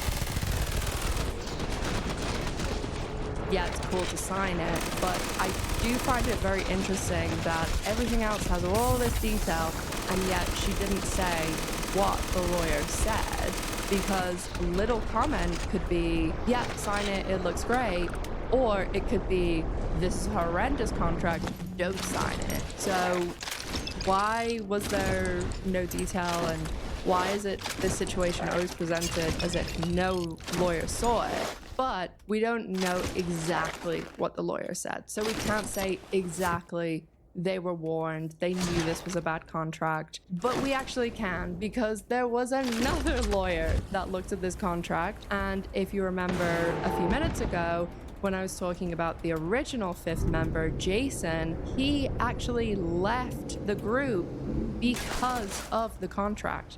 He went, the day that the contract was being signed, he went to the group and said, I am not signing this contract. It is a terrible contract. You shouldn't sign it. And I'm going to have to leave the group because I'm not signing it. So Jason had taken it to a lawyer, and the lawyer told him, this is horrendous. Don't do it. So Jason ended up leaving the group over it. Well, still with the other group at that time. So I get to finish the contract from that side. Oh, so they presented you with something first? Yeah. Oh, wow. Okay. Have some ice cream now. And so, I was not going to sign anything until I saw everything. And so then I got the contract from Lou, and it was just, I took them both to a lawyer to have them checked out, and it was just, the contract from the other group, which is pretty much an industry standard contract, and nothing really kind of funny about it, whatever. But the Lou Pearlman contract, he had himself written into the group, not only for what he could recoup and what he would get, he also had himself written in there as the sixth member. Right. Of the group. So it was just, and it was like thick as a phone book. So of course I'm involving my parents in this, trying to get everything, trying to figure it out. And did you have any other conversations? I mean, yeah, it's like, I guess, well documented now, like, what kind of contract that he had, but you guys, obviously you're just being presented with this, and like, it's really cool. You're at this house and you're like, it's really exciting. You're working with vocal coaches and doing all this. So like, what were any of the other guys, did they have any reservations? Like, did you guys have any conversations like that about any of that stuff? Yeah, I mean, yeah, we did. I don't remember, details about the conversations. I remember having, of course we're going to have conversations about it, and I think the other guys are more just, kind of whatever about it, not really, flipping about it, but just kind of like, go ahead and sign it and, no big deal. And that was kind of like, I've always been kind of cautious about things like that. And there's also other people that were in this Lou Pearlman band network who did the same thing. When you come back after this little break, you gotta have him sign. Every band he's created so far says he's crooked, and they're leaving and they're suing him. He's the guy giving you the paperwork to sign with his company, and you're like, what do we do? You're not There is a member of Innocence, the woman I was saying was also a Mouseketeer with Britney and Justin, Nikki DeLoach. She, in the boy band con, actually says, I took the contract that was exactly the same as NSYNC's and Backstreet Boys. I took it to my entertainment lawyer, and he said, do not sign this under any circumstances. And she signed it. I took it to my entertainment attorney, and he literally looked at me and said, you will be committing career suicide if you sign this. And I signed it. And if you've watched the boy band con, you may have noticed this, but I'm going to flag it for anyone who hasn't seen it. There is a pattern with the people who are speaking about the stuff like this, like being very truthful about what really went on. My attorney had told me this is a bad contract, but it's a record contract. His exact words were, I don't know how many more of these you're gonna see. He did, and those people are pretty much everybody that's not NSYNC or Backstreet Boys, the people who didn't have the massive global crazy career. And you will see this pattern continue when we talk in a minute about the really horrendous stuff that Lou Pearlman did, because the boy band con very much focuses on the financial stuff with NSYNC and Backstreet Boys, which, don't get me wrong, it's awful what he did, and it's horrible that they lost all this money and they worked so hard, but there is much, much worse things that Lou Pearlman did, and they were very glossed over in the boy band con. But we'll get into that in a second. To wrap up the lawsuit bit, sorry I'm jumping all over the place. It's just because there's so many different things going on and so many different groups and things happening, and it's just really a lot. Look at the sources, especially the timeline. You'll see there's a lot going on. So when they were going through all of this and trying to get out of the deal, Backstreet Boys had already filed their lawsuit. They actually filed their lawsuit before NSYNC released their debut album in the US. They did release the album in Europe before that. Backstreet Boys and NSYNC, they didn't go about things in the same way. Backstreet Boys filed a lawsuit. The kind of extent of the coverage in the boy band con, there is one member of LFO that they play an interview that he did, and he spoke about how Pearlman propositioned him. Pearlman told Rich Cronin, who he just seemed when I go off script, but the other skipped it. You skipped it. Apparently, allegedly, was very much an open secret what he used to do, because are let out of the contract, they end up signing with jobs. The band members would be split about what really went on. My attorney had told me it's just really a lot.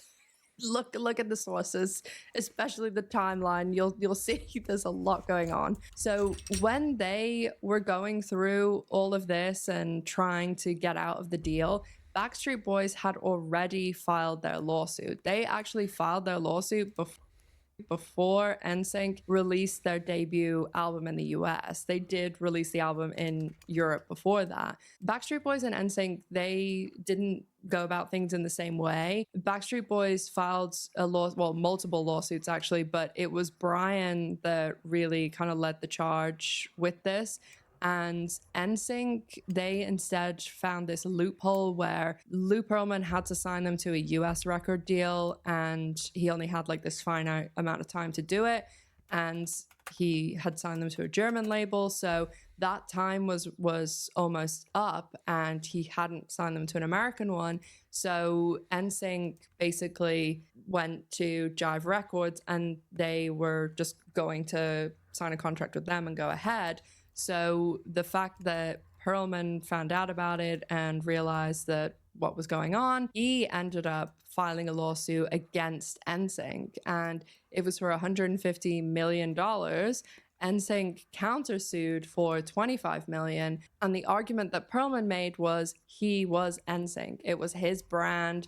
He brought them, put them together, made them, paid for everything, and NSYNC, the brand, belonged to him. And he had also built into all of the contracts this sixth man clause, which, because pretty much all his bands were 5 members, and so basically all of the money that would go to the band members would be split 6 ways and not 5, and he was that 6th member. And even though he had this 6-man thing built into the contract, he was taking all of the money, paying all of the bills, but also taking out a management fee and other fees for himself. And then what was left, he was then splitting it 6 ways, taking another chunk for himself. So he was like triple dipping into the money and getting paid insane amounts. Like he was earning 10 million to... You know, it's weird, like, and I think it's okay to, not okay, excuse me, it's never okay to act like this, but if you're going to do this, do it once. They just keep doing it for like 50 years and they think no one's ever going to stop them or they won't go to jail and stuff. But you could do this once for like $10 million. You aren't happy with $10 million, buy a $2 million house, live off the other $8 million, and $10 million should be enough for you the rest of your time, for the rest of your life. Like, they might yell at you about that one time. They might be like, oh, you took advantage of them when they first started, but then you just gave them wonderful,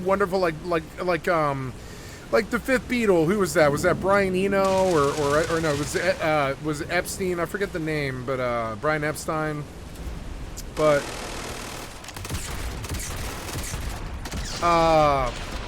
he was like the fifth Beatle, and like later on he wasn't really like that.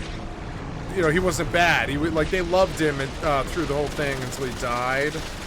But at first, he was a little bit predatory towards them, so they went and made Apple because of him. But I think he was okay the rest of his life, and they called him the fifth Beatle. He really cared about them being successful and all this, and he was a good manager, the most famous manager of all time.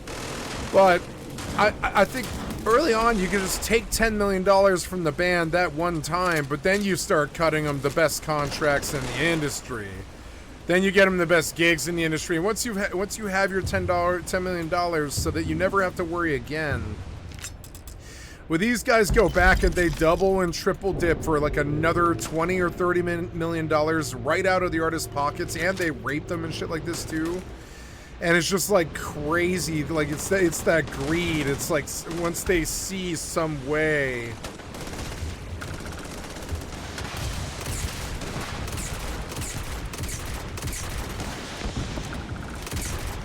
Once they see some way to take advantage, they just keep doing it. I don't understand that greed. That's insane. You bang once for the 10 million or whatever. Maybe they don't use you as a manager anymore, but oh well, you take that 10 million and you retire. This guy just kept going for another 20 or something. And it's like, how much money do you need, motherfucker? I think the real problem with this, the real base problem, not just the shitty morality and how many people he harmed, but the real morality is the real morality is he just keeps coming back to keep sucking that blood.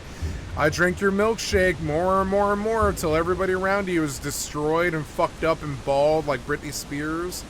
It's like, what's with your greed? I think the real lesson here is greed. Like, if they were responsible criminals, they would, like, you know, they'd get their nice, good suck at the teat.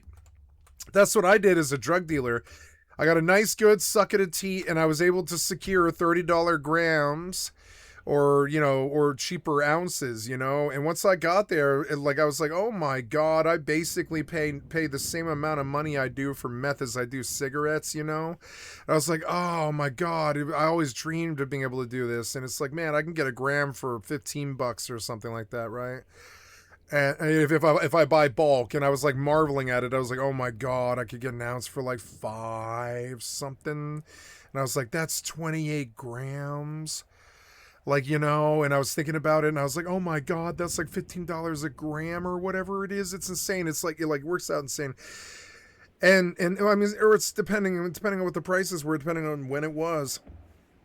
And at that point, I was just like, well, I'm not going to lose the connections, and I don't need to be greedy. I kept going back for more. But I was very aware that it was much safer to just take like a 5-week break and just stop doing it and go worry about your personal life and stuff like that, because you're not active and stuff. These guys just keep sucking at that teat. They keep sucking at that blood. I don't understand that greed. If you're going to be a criminal dude, like a corrupt magistrate or a fucking corrupt manager like this, get your big suck at the start of it and then just ride that suck the rest of your life. Don't keep sucking the blood of all the bandmates and stuff till they commit suicide or whatever. What sense does that serve or whatever? Get your nice little suck from the teat and then stop there. But their problem is they all go Bernie Madoff and they try to rip like $350 million off of people and shit like this. It's insane. I've never understood it. Was 10 million not enough for you, Donald Trump? It's kind of insane. It's like, fucking Richie Rich levels of greed, Scrooge McDuck, crazy. Band members earning like 300,000. It was that much of a difference. Yeah. So as I said, there's multiple lawsuits. There's a lot of complicated stuff. Maybe that's a topic for another video. Maybe an in-depth dive into Perlman. We're learning that Hollywood was a lie. Well, Hollywood's not a lie. They make movies, and musicians aren't a lie. They make albums. But the industries are. The Hollywood industry is a lie. The music industry is a lie. The video game industry is a lie. Like, it's full of corrupt people that have been sucking at the teat that are like these fat, like 55-year-old waspy looking white dudes who really just don't belong next to these culture people like fucking Justin Timberlake or whatever. Cry Me a River. Something that you'd want to see. I thought it was okay to like Cry Me a River, which is the only fucking song he's ever done that I could fucking stand besides Mother Lover. And now I'm looking at Mother Lover a bit differently. There's a Netflix series coming out about him at the end of this month, though, so maybe that will cover things a lot more. Yeah, I watched this. I watched this one. The lawsuit got wrapped up on December 30th, 1999. And so the result of the lawsuit is the judge actually says that she doesn't agree with Perlman that he's NSYNC because her daughter has NSYNC's poster on her wall and it's the five his guys, daughter obviously. is NSYNC. So she and the band ends up members siding with NSYNC. And they are let out of the contract. They end up signing with Jive Records. While they were allowed out of their contract and to move on, there was an out-of-court settlement, and that really is how things ended. But they've never discussed that publicly, what ended up happening. Pretty much, they just moved over to Jive. They ended up releasing No Strings Attached, which was based on the whole ordeal with Perlman. And then they went on for the next 2 years to be super successful, one of the biggest boy bands in the world, making crazy money, selling merch, concert tickets, crazy amounts of singles and albums, and on posters, magazines, they were everywhere. But just to completely end things with Perlman, in the Boy Band Con, they very, very lightly touch on a lot of the accusations about Perlman and him being a pedophile, because it apparently, allegedly, was very much an open secret what he used to do, because there's been scores and he was a scores Donald Trump. He of snuck in on their in their dressing rooms who've spoken about the fact that Perlman was a pedophile and a predator, and he went into the music industry, a lot of people say, to surround himself with good-looking men.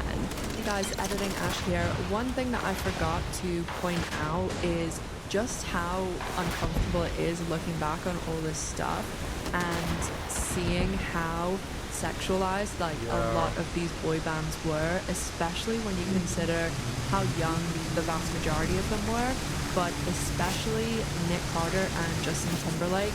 They were like 12, 13, 14 when this stuff was happening and the bands were getting their first, breaks, and it's really bad. Like, I just think that obviously when I was seeing this stuff, like, I was a teenager myself and I didn't think about that sort of thing. When I've gone back and looked now for the video, it's just so disturbing. That's the industry. And then when you add on top all of the allegations, It's a with land Lou of gods Pearlman, and monsters. It's fucking really terrible. It's like, that's the industry. That's who it is. In the land of gods and monsters, I was an angel, living in the garden of evil. And that's Lana singing about this industry. It's fucking insane. And they hook you up with drugs and they try and rape you, and they're like weird, crazy money people, and they have like weird like things going on. I want you to go. I want you to work. Work.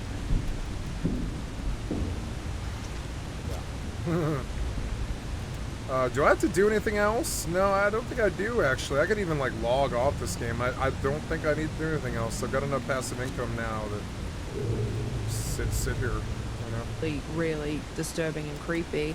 And especially considering Justin Timberlake's mom was so involved, and I just don't understand that being okay with your child being really sexualized in the media. But that's who Chads and Stacey's are. They're like these emotional vampire type people who think that being Barbie is like the greatest thing a woman could be, and Ken could be the greatest thing a man could be. It's insane. It's like, it's weird. They don't understand intellectual pursuits. They're often middlemen. They worry about the stock exchange because they're middlemen, and they always have like investments in everybody and everything. It's weird. Like, that's who these people are. They're like normies. They're like fucking normies, and they don't care about hiding their past or being deceptive or manufacturing an image or consent. Gonna be doing that for 14-year-olds anyway. But this is like another level. Like, all the music videos are, you know, water and just very, very over the top. And there's all these promotional materials where they have like their pants undone and things. It's just so bizarre to me. And again, knowing everything that we know about Lou Pearlman, yeah, and this was for 14-year-old girls, and it did sexualize his young women. It did. For getting into the music industry and the boy bands especially is because he wanted to be surrounded by these young, good-looking guys. And I just think it's awful that any of them were put in this position, because they all were pretty young, but especially Nick Carter and Justin Timberlake. I'm sure there's a magazine here, but I don't want to look for it. Teenagers, like in 8th grade, freshmen in high school. And I know I haven't really spoken about Backstreet Boys and Nick Carter and Aaron Carter, because he was with Lou Pearlman from when he was very, very, very young. And I know there's a whole can of worms with the Carters in general, and especially Nick Carter and allegations. And it's not that I'm ignoring that, it's just that that is such a broad, deep subject that I think it needs its own video. I don't want to, you know, do a little 5-minute section in this one. So that is a possibility for a video for another day if people are interested in seeing that. So I'll have to see how this video does. But if you want to see that, just let me know in the comments. And one other thing to mention, instead of putting, you know, I'm sure there'll be other editing sections, because the ADHD, I always forget things because I go off on tangents when I go off script. But the other thing, just to include it here, is that Lou Pearlman did actually making the band, because when NSYNC and Backstreet Boys left him, he was looking at the next thing he could do, and obviously reality TV was starting to become a thing then, and boy bands were starting to go out, so it was like he was trying to use the last bit of boy band phenomena to tap into this new thing that was taking off with reality TV. So O-Town is the band that came out of that, and I haven't looked at boy band anything since I had to pretend I was interested in them when I was a teenager, because I was much more interested in Britney Spears. But the O-Town member Ashley, even I can say he is a beautiful, beautiful man, and his whole thing now seems to be being a beautiful man on Instagram, and good for you, Ash. Like, you know, if you're blessed that way and you can make a career out of it, then go for it. So I actually think that he just seems like a little golden retriever man, so unless there's something controversial that I don't know about him. So just a bit of additional context there. I really hope that you're going to see this video today or tomorrow. It is 3:30 on the 14th of July, Sunday, so I'm really hoping to get this up soon. But back to past me. There were a couple of people, again, who touched on this in the boy band con. They talked about being massaged and touched inappropriately, like on the shoulders, and how he used to come into their rehearsals and ask them to take their shirts off, and just was creepy in that way. But that is the kind of extent of the coverage in the boy band con. There is one member of LFO that was their jobs. Unfortunately, that was also their jobs. That's kind of what came with the territory. Perlman told Rich Cronin, who was the member of LFO, he goes, all he wants to do is touch your penis. Oh. And I don't know what happens after that. Just pretty much touch it, play with it. That's Luke Perlman then said to Rich Cronin, I don't want you to get freaked out. We got to do what's right for the band. And so I'm going to let you practice on me so that we don't go over there and blow this deal. And there are so many more allegations. There's a really good article. It's a little bit older now, but obviously it's all still relevant. It's in Vanity Fair, and they really, really went over a lot. He really looks like Pirate Software's dad. One of the things I love is often nerds' dads look like Pirate Software's dad, or this guy Phil Spector, or whatever his fucking name is. I forget his name. Perlman or whatever. Perlman, I think his name is. My dad did not look like these guys' dads. He just didn't look like that. My dad was 6'7". He was an interesting, tall, had kind of a big belly like me, but other than that, he does not look like these fat 55-year-old waspy dudes. Like of the details. I like that. I have better genetics than some of these guys. That weren't covered in the boy band con, and they even spoke to people that worked in Perlman's house, who they would warn all of these boys and tell them, do not go in his room, like don't be alone with him.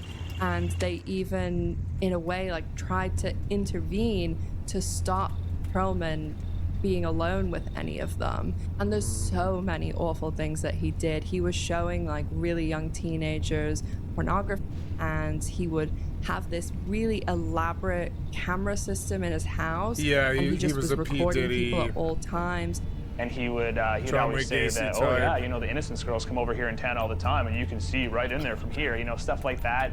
Oh yeah, I got every channel that you could ever imagine here, even the porn channels. He even put cameras in his sunbed so that when people would go in there and get dressed, he had all the footage. I didn't know this at the time, but you take your clothes off to get in the tanning bed. He was recording, so he would show all the boys the video of us girls getting naked and getting into the tanning bed. That felt pretty darn violating. There was loads of other stuff like this, and he just was an absolute. Oh, I got the right role. Lou would come into the rehearsal room and he'd be like, hey, guys, let's see your abs. Take off your shirts. You got to be able to sell teen magazines. You got to be in good shape. Take off your shirt. Let me see your abs. And there's so many people who have said this was very well known. It was like an open secret. College, I can give your muscles a pump without you even working out. Come here, let me rub your muscles. So then it kind of starts turning into this weird massage. And then all the red flags start popping up like, oh, this is kind of what everybody's been talking about. And it's just one of those things where it's interesting that all of these other people, hundreds of people, all of them knew it did nothing. All of this stuff. It did nothing at all. In these people's mind. That's the other thing about normies. They don't ever do anything. It's why Trump is able to freely act as he does. Normies don't ever do anything. They think they're just going to sit there and ride the middle till the long, hard road to the middle is over. And all of this stuff, it's all in the Vanity Fair article below and other articles. But everybody else saw this stuff. but not NSYNC and Backstreet Boys. Those 10 are the only 10 who never saw anything. So I will let you decide whether you think, is it because they really didn't see anything, or is it because they don't want to risk their money, careers, whatever it may be. So not only was Perlman the biggest creep alive, but the financial fraud and situations with NSYNC and Backstreet Boys was the absolute tip of the iceberg, because Lou Pearlman for decades was scamming people out of hundreds of millions of dollars. He ran nothing but scams pretty much his entire business life. He actually ran the largest and longest Ponzi scheme in US history. Oh my God. Because half of his companies that he was getting all these $100 million loans from banks, and he was taking money from primarily retirees and elderly people in Florida. He took all of that money and was giving people shares in companies, but half of these companies didn't exist, and the other half were worthless. He had this aviation company that he said he had hundreds of planes. Yeah, he was a Bernie Madoff. See it? He didn't have any. Because what he actually did, this is how I watched the documentary about him drunk, but I didn't pay that much he attention. Went with model planes to the New York airport, and again, it's like the 70s and 80s, so the camera quality wasn't Model amazing. planes. And he would stand here, say, "This is the runway in front of me," and he would take the model planes and hold them by the tail and take the camera and take a picture as if the plane was landing or as if it was taking off, and just cropped out the bit where he's got his fingers on the model plane, which just, like, that is an unreal level of fraud and scams. And he also was just doing so much shady stuff. Like, he was telling people, oh yeah, you're investing in Backstreet Boys and NSYNC, and he was just taking all the money. Like, it just, that is how he was paying for his whole life. In the boy band con, where they talk a lot about people really like those bands and things like that. Normies, if they like you, if the normies like you, you fucking you explode. They call it meteoric. They give you a meteoric rise to the fame. And then you burn out and fade away like Kurt Cobain, and it's the most terrible thing that can almost ever happen to a person. That when it does, it becomes like all the people in the world know, and like, you know, and I swear to God, that's who these people are. It's so fucking weird, and so, you know, that's one of the reasons why I don't talk to the chat. I did not want a meteoric rise to fame. I don't want them taking it away from me. I don't care about money. I don't care about support, or I care about support, but I'll talk about, like, I'm not doing this for your support. And if you do support me, I buy games with it, so I can, you know, have something to show you guys while I just try to provide my personality and watch these videos and be myself. And yeah, and honestly, fame to me is the worst curse that's out there. It's worse than drug addictions like heroin and stuff. It'll destroy you. But that does happen and it comes, all these normies come along with it that try to rob you. All these weird normie like used car salesmen show up. They go, "You're breaking my balls." Like, South Park made fun of them so much when they had Cartman do "breaking my balls," but you're breaking my balls here. And what he's actually trying to do is negotiate the sale of a fetus so he can get stem cells, right? But it sounds like a used car salesman trying to sell a used car and shit. He's like, "You're breaking my balls here. You're breaking my balls here." And that's who these fucking Perlman guys are. They're like these crazy, shitty used car salesmen that are, like, you know, fucking Ponzi scheming their way through life. And in my experience, a bunch of normies are often like this. It's why we have corruption and terrible problems and stuff. Anytime there's corrupt middlemen, or like, you know, yes men or whatever, or dudes like this, you know, we have problems, kind of. We have problems in the music industry, all of it. I have $250,000. Do I kind of need to, like, put that away, I think. No, 5,000. 8.45. I'm not too far. I'm gonna buy the Michael DLC mansion before my discount disappears. It's fucking sweet, I think, anyways. Especially if I stay in and just passively sit here and run the car wash, run these run these bunker missions.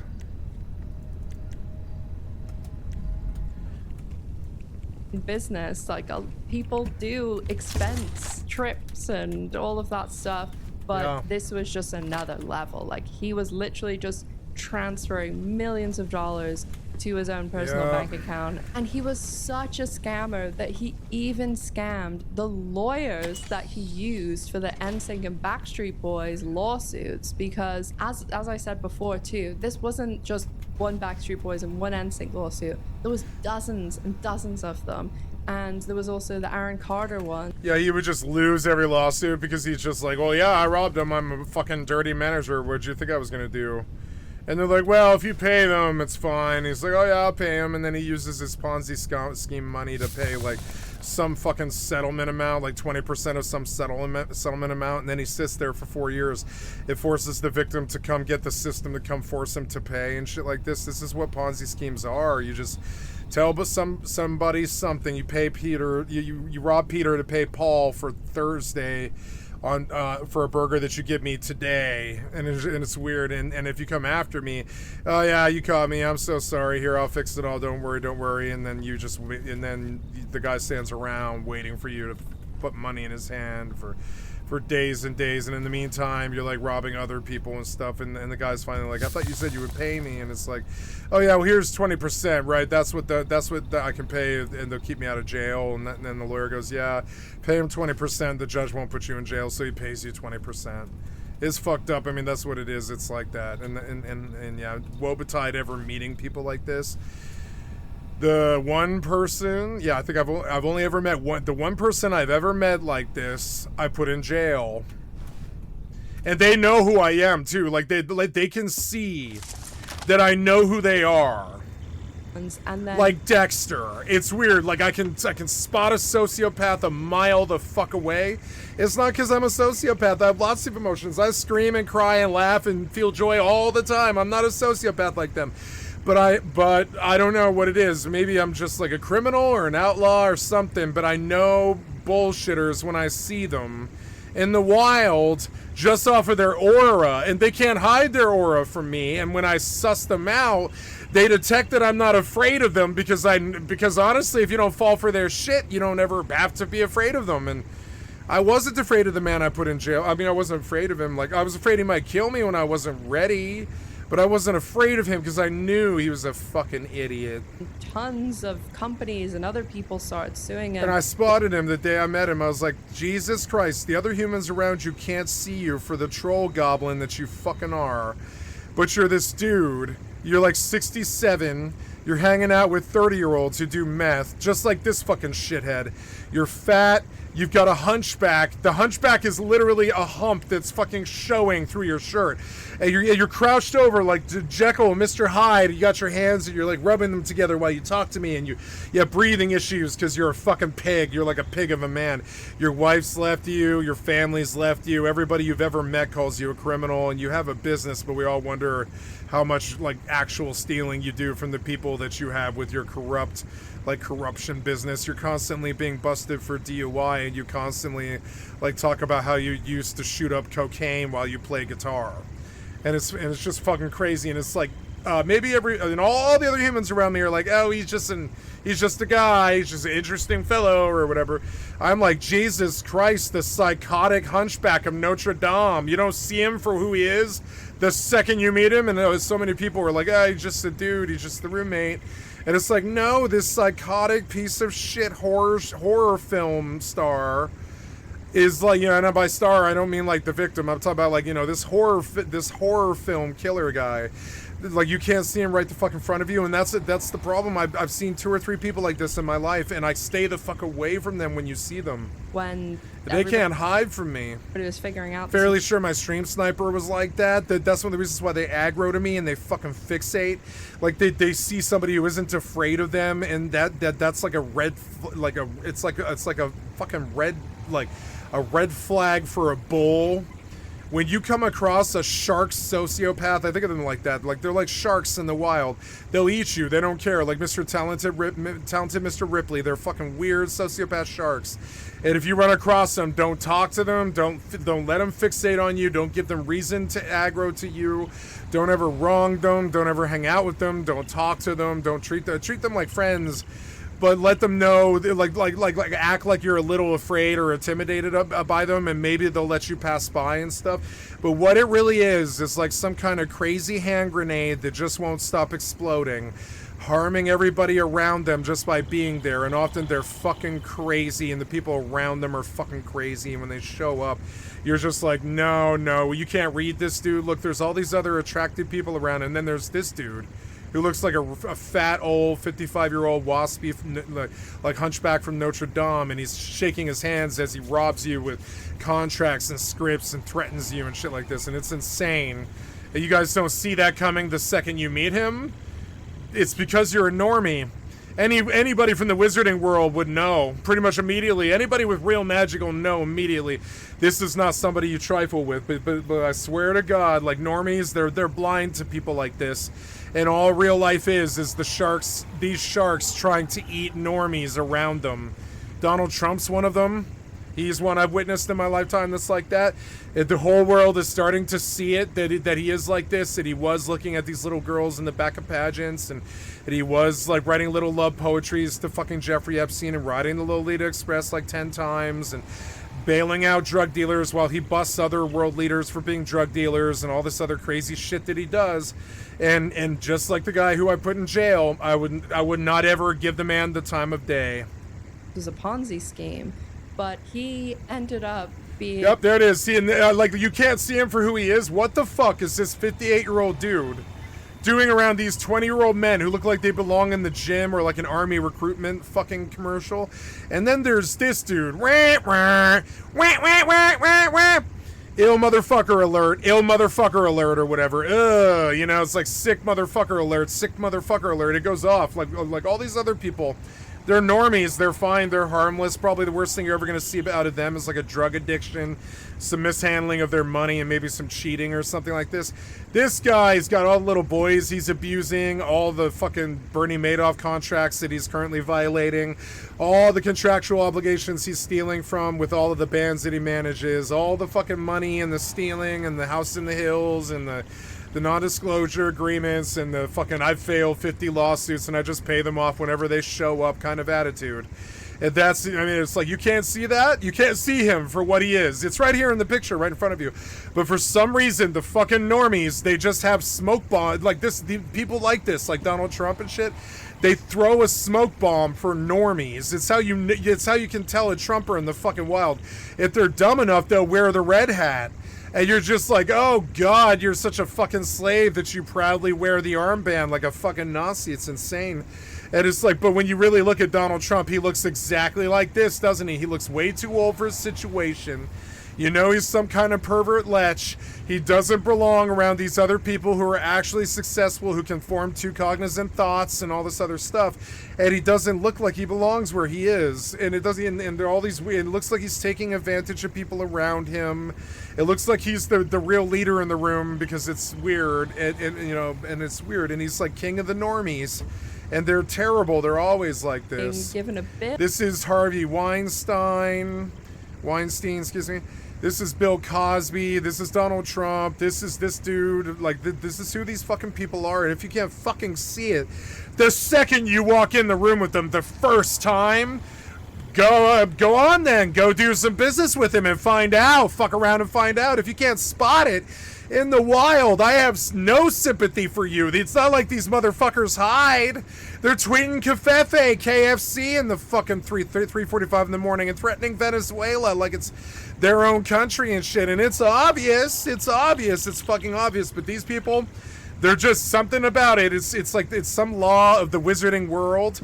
Wizards can spot this from a mile away and can't really be like they can maybe be attacked by somebody like this, but they're not falling victim to somebody like this. That would imply that a muggle could trick a wizard, you know. But no, these people aren't known for tricking me or other smart intelligent wizards or whatever the fuck you want to call it. And I love calling people like this muggle right to their fucking face. That's what they are. They're fucking muggles. Fucking muggles. No magic in his bones. It's what makes him so ugly and fat. It's insane. These guys have a little bit of magic. They've got charisma, X factor, body, youth, age, all that stuff. This guy's only got lecher, contract violation, thievery, theft, corporation stuff, and the music industry grift and theft. And it's just insane. It's like insane. If you can't spot it from the second that you meet them, I have no sympathy for you muggles. Go get robbed by King Muggle, King Shitter Muggle. Go. I mean, it's like it's a room full of Muggle, like a room full of Muggle breeders.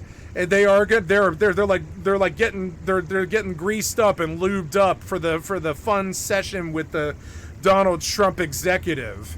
And it's like, if you can't fucking see it coming a mile a fucking way, fine, sign the contract. From his lawyers for... I signed the contract anyway. My lawyer told me it was the worst contract in the history of business contracts, and I would be selling my soul. But then you might not ever get another offer if you don't say yes. And so they say yes, but I mean, like, I don't know, man. Have you ever actually signed a contract? Probably not at the age of 17 when they're signing that contract, no. But contracts, you're fucked. You're fucked. You understand the second that you sign the line, you're like, wait, I should have read this. And you go through and you're like, wait, I didn't catch it. Every time you ever sign a contract, you need to be reading it. These people, they're normies, and he knows it. So for some reason, they're ignorant normie. Like, they can't see a Donald Trump if they were fucking, like, given one. They like if they were given, like, you know, SEAL Team 6 and a bunch of flashlights and stuff. They can't see the Donald Trump right the fuck in front of them. They can't see it. I would never, ever do business with this man if I looked like this, if I had this image, if I had these kind of homies to back me up or whatever the fuck. I'm not listening. It's called, we have a word for this. It's called emotional intelligence. I'm not letting the KFC-looking motherfucker take over my band. I'm not doing that. But you fucking idiots do. Like 15, 16. Am I famous like them? No. More power to him for reaching some place I could never manage to do that I did. I've tried to do 2 different times in my life. Congratulations, you know. I'm glad that you fucking made it. Good on you, mate.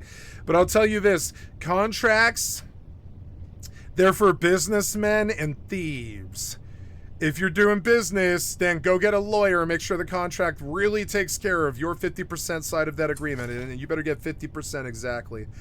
You know, if the other guy gets 50, you get 50, and you cut right in the middle, and that's what a contract is. And they supply product, and it should be worth exactly what you're paying for, or vice versa. You supply money, and they should be providing a product that is exactly worth what you are paying. That's what real contracts in the real world are. These Joker clowns show up, and they're like, this contract says you've got to spread your butt for me. You don't even have to say it to them. They don't read the contracts, so feckless muggle, I hope you get what you got. 16 million? And that's victim shaming, but I mean, like, if you can't see that piece of shit hunchback Donald Trump in front of you for what the fuck he is, then you deserve whatever you get in his weird king shitter muggle reality. And he sent... that he's building for you of, like, contractual theft and fucking rape or whatever. It's so dumb. Then go sign up with Donald Trump, fucking idiot. Wire Wear the red hat and support the child molester, you fucking muggle. From a bank in Germany, and the wire never showed up, and they found Big surprise. Oh, the wire from Germany didn't show up. If any rich white man mentions a wire from Germany not showing up, I immediately think contractual theft artist. I'm sorry. Maybe I'm just more intelligent than these people, but when I hear the words, and this is the world I live in. I swear to God, there's so many dumb muggles out there that have no idea what that means. But when I heard what she just said, which is when the wire, so I'm sorry, guys, the band's payment, a wire from Germany hasn't come in the mail yet, is grounds for me suing you, firing you, and being like, why are we waiting for a fucking wire from Germany? Pay me, motherfucker, or I'll fucking kill you. And this is how I was successful as a drug dealer, and this is how I was successful as a gang member, or whatever the fuck you want to call it, the clique that I ran with. It wasn't a gang. We don't, it's not like we gang bang. We're white people, you know, but like,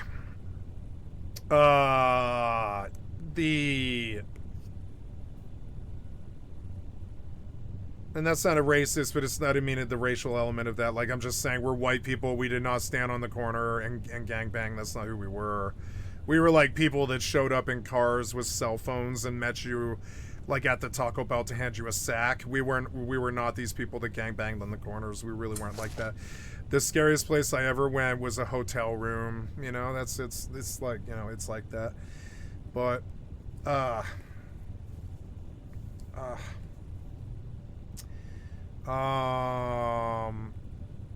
yeah, if you can't see the fat, crazy, way too old diaper dinosaur that's standing in front of you with contract violation offers and some kind of offer of some kind of fucking wire fraud scam thing, any mention of wire anything at all, unless it's a bank in the Cayman Islands wiring you money for no reason. If any white man ever mentions the word wire to you, assume either that he's a successful businessman, which happens, or a Donald Trump. Like the bank didn't even exist, and he just like forged all this paperwork. Yeah. And there was another company that was sounds a like these sort of modeling types of company. dudes. He owns loads of stuff. He even owned the chip and Remember the Who the Fuck Did I Marry thing that went on for like 8 hours that I watched and shit? That guy was like this. nails. And if you can't see it, like when he shows up in his used car that stinks because he's been living in it for 10 days, and he gets out and he tells you that he had to borrow the gas to get up here to fucking fuck with you or whatever, don't ever talk to that person ever again. Restaurants and things. The normies, they keep talking to that shark. I really don't know why. They just keep on talking to the shark until there's blood in the water. And this modeling company, they actually were investigated by the Attorney General's office long before everybody found out about what was really going on. This was even before like the band lawsuits and things, and he could have been stopped then. Basically, they would go to like malls and just other places that teenagers would be, and they'd go up to people and say, oh, have you ever thought about modeling? And yeah, most people are flattered by that. Yes or no, doesn't matter what it is, they still go ahead with the pitch.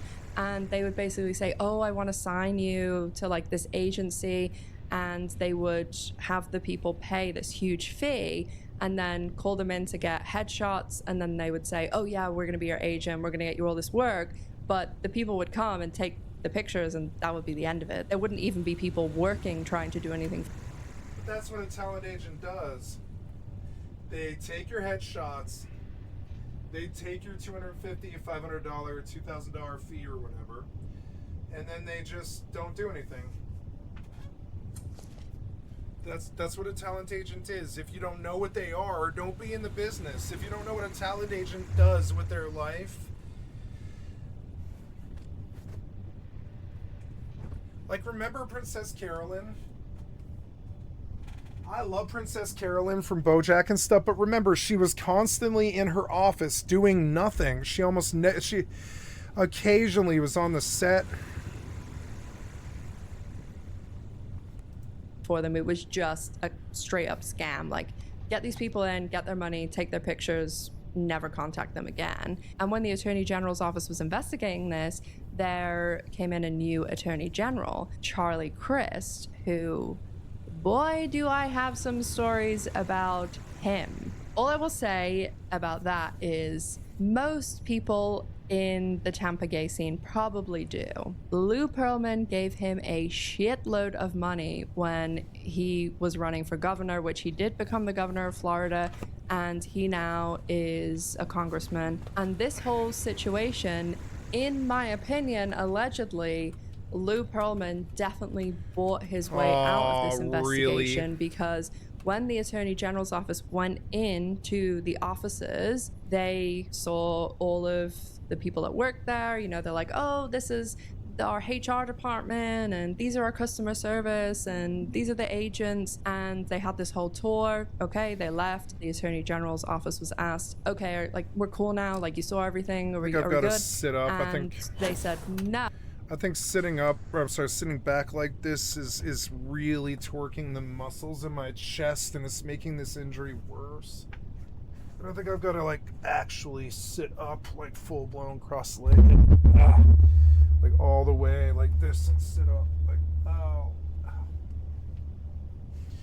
For a couple of days, I'm gonna have to change the way my camera setup is, because it's like, yeah, for a couple of days like this, I think. Because, yeah, like this hurts so bad. I can't be lying down like that. I can feel it causing some kind of pressure on my chest. Ugh.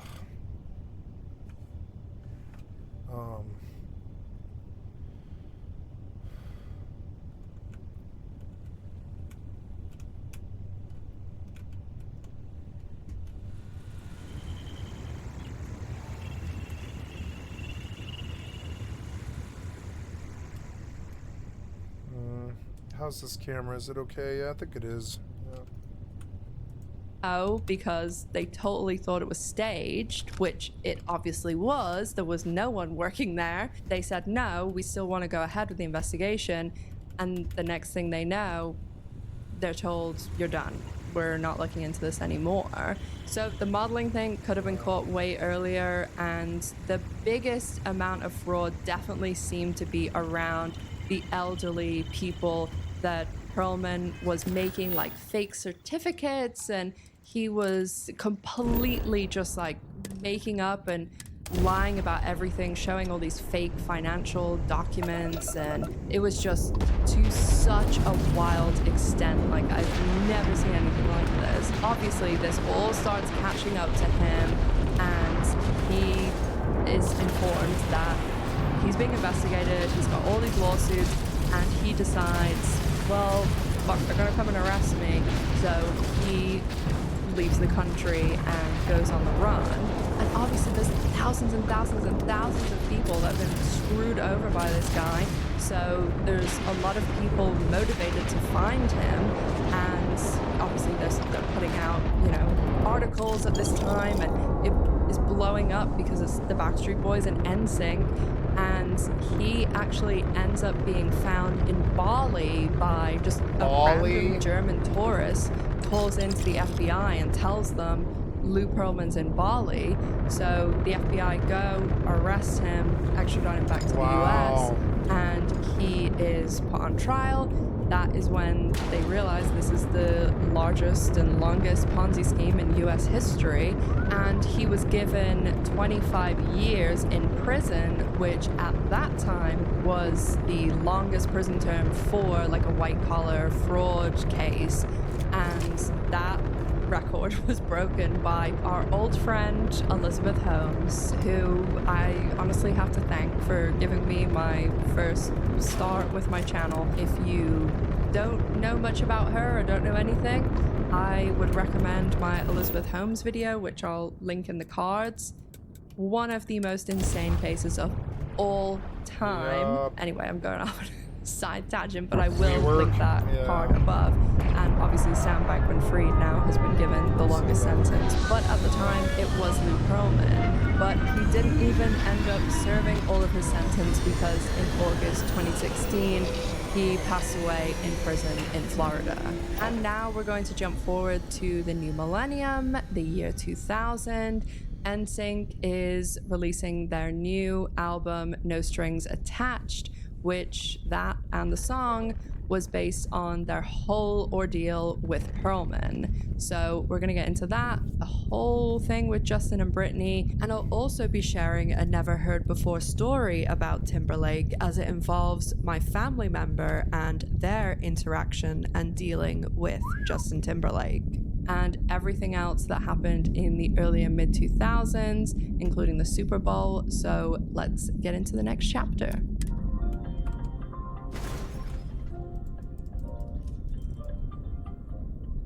As I said in the previous chapter, in the year 2000, NSYNC released their No Strings Attached album that was based on everything with Lou Pearlman. The year before, in 1999, Justin Timberlake started dating his former Mickey Mouse co-star, Britney Spears. And as we all know, pretty much from 1997, when she released her first single, Hit Me Baby One More Time, Britney Spears became one of the biggest pop stars in the world. And this time period is also when Justin Timberlake starts to develop this pattern of, I am going to use people for finance chances for career prospects, and then when they're not useful to me any longer, I'm gonna cast them aside. He also starts to move into this area of I can do whatever I want because I'm a rich celebrity. NSYNC had an interview with If he Rolling pays Stone lawyers, that's in true. 2000 that was going over the whole Lee Pearlman situation and their new album. And in the article, Justin takes the interviewer out to his new car, which is this super souped up fancy BMW, and he tells the interviewer that the night before he'd actually got a speeding ticket for going 80 miles an hour in a 50 zone. I'm not gonna sit here and say I've never gone above the speed limit and I don't speed, but 80 in a 50, that's especially nothing. when you are a celebrity who I got have a a ticket for that driver, once. like where are you urgently rushing to? And he The drug also dealer's house. justifies it by saying he knew there was no one around, which he couldn't possibly know. There could have been loads of people around, there could have been one person around, there could have been an animal around, and he just has no regard for anyone else. Again, I'm not saying he's this terrible, awful person because he was going 30 miles over the speed limit 20 years ago, but it is just another piece that feeds into the entire narrative and pattern that we're going to see throughout the rest of the video.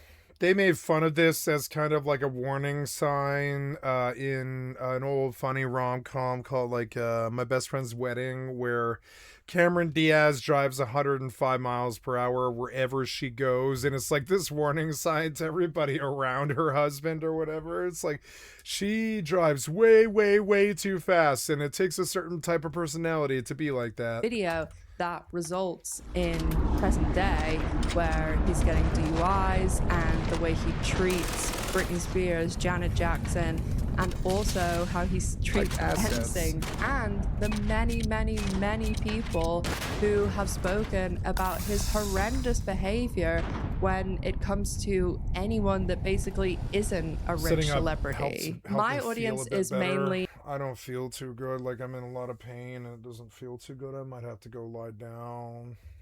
US, UK, and Canadian based, and most of my audience, if not all of my audience nearly, is 25 and up, with most being 30, 35 and up. So I'm sure most of you remember the early 2000s and the insane attention that Justin and Britney got. Britney was the biggest pop star on the planet, and NSYNC was one of the biggest boy bands, so they really were a pop culture phenomenon. I think that the peak was like Chad when met they Stacey. had their first ever red carpet event and they went to the American Music Awards in the full matching denim outfits, and I'm sure everyone has seen the pictures that I'm putting on screen. If you haven't, please let me know in the comments, because I don't believe there's someone out there that hasn't seen this picture. But this was really the biggest thing at the time. Everybody is, you know, I was a teenager, so I'm sure older people at the time weren't, but everybody knew about and talked about Britney and Justin because they just were such a huge thing at that time. Everything seemed to be going great for them 2000, 2001, but then out of nowhere in 2002, March, I believe, Justin Timberlake broke up with Britney Spears, and at the time there was a very different narrative put forth than what actually happened, and a lot of what really happened was cleared up only last year when Britney Spears released her book, The Woman in Me, and she went over a lot of what did actually happen. And there's no other way to put this than Justin Timberlake really treated Britney like garbage and turned the public against her. A lot of people forget that for a long time after Britney and Justin broke up, Britney was like booed everywhere she went. In Mexico City 4 months later, a finger for the paparazzi. Even interviews, like I'll show you clips, they were awful to her because Justin Timberlake put out this narrative that Britney Spears had cheated on him and that she was this evil woman who broke his heart, when in reality, the complete opposite was true. And he was cheating on her multiple times.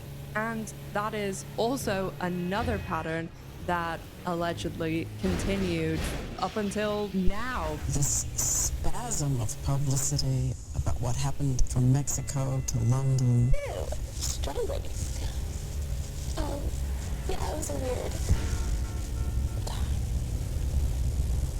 Ew, I'm embarrassed. Can we stop? So from January 2001, when they had their red carpet debut with the denim outfits, until February 2002, which the final appearances that they had together was the LA premiere of Britney's movie Crossroads, and there was a pre-Grammys red carpet appearance that they did in February 2002 as well, and those were the last times that they were together, photographed together by the media. And that year and a month, there was so much publicity and media attention, and they did basketball charity events together. Britney did her iconic performance at the MTV Video Music Awards, where she did I'm a Slave for You with the snake, and they just were everywhere in the media. So, as I said, it was a very abrupt, out of nowhere breakup, and Britney Spears herself, as she's detailed in her book and other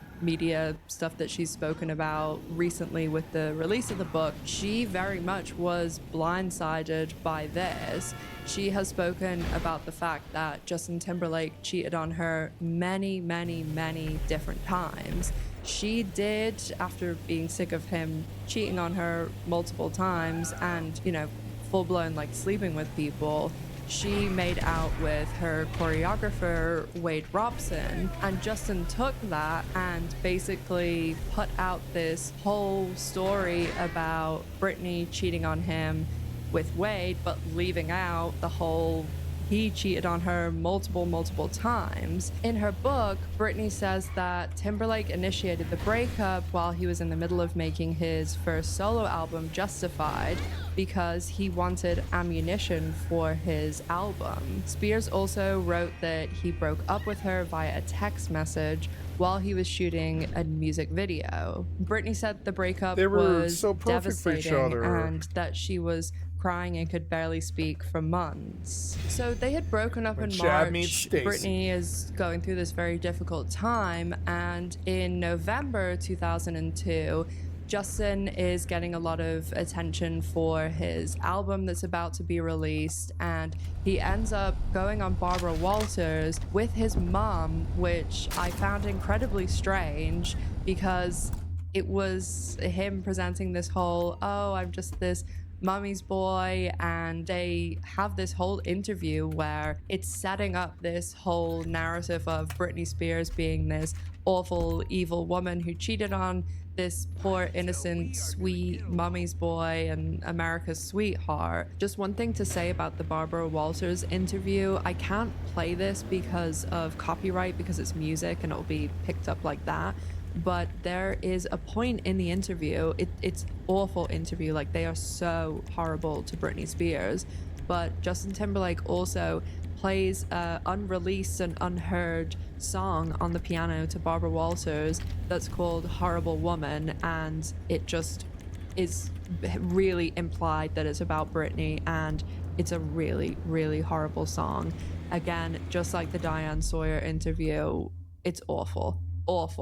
And if you want to watch it, it is linked in the sources, both of them, but I wouldn't have wanted to watch this unless I had to for the video, because it was just horrible to especially see Britney like so upset, and she is so nice and kind to everyone that she speaks about in the video or she's asked about, and that just kind of is the story of the last 20 years, that she never goes after people. She's overly kind to them. And even when Justin was slating her in the media at this time, she was still saying, you know, I don't blame him, I don't judge him, and he probably just, you know, said it in the moment. So yeah, the interviews, I really, really didn't like them. Britney got a lot of backlash for this. She was constantly shouted out in public, booed wherever she went, and it was made even worse when Justin Timberlake released his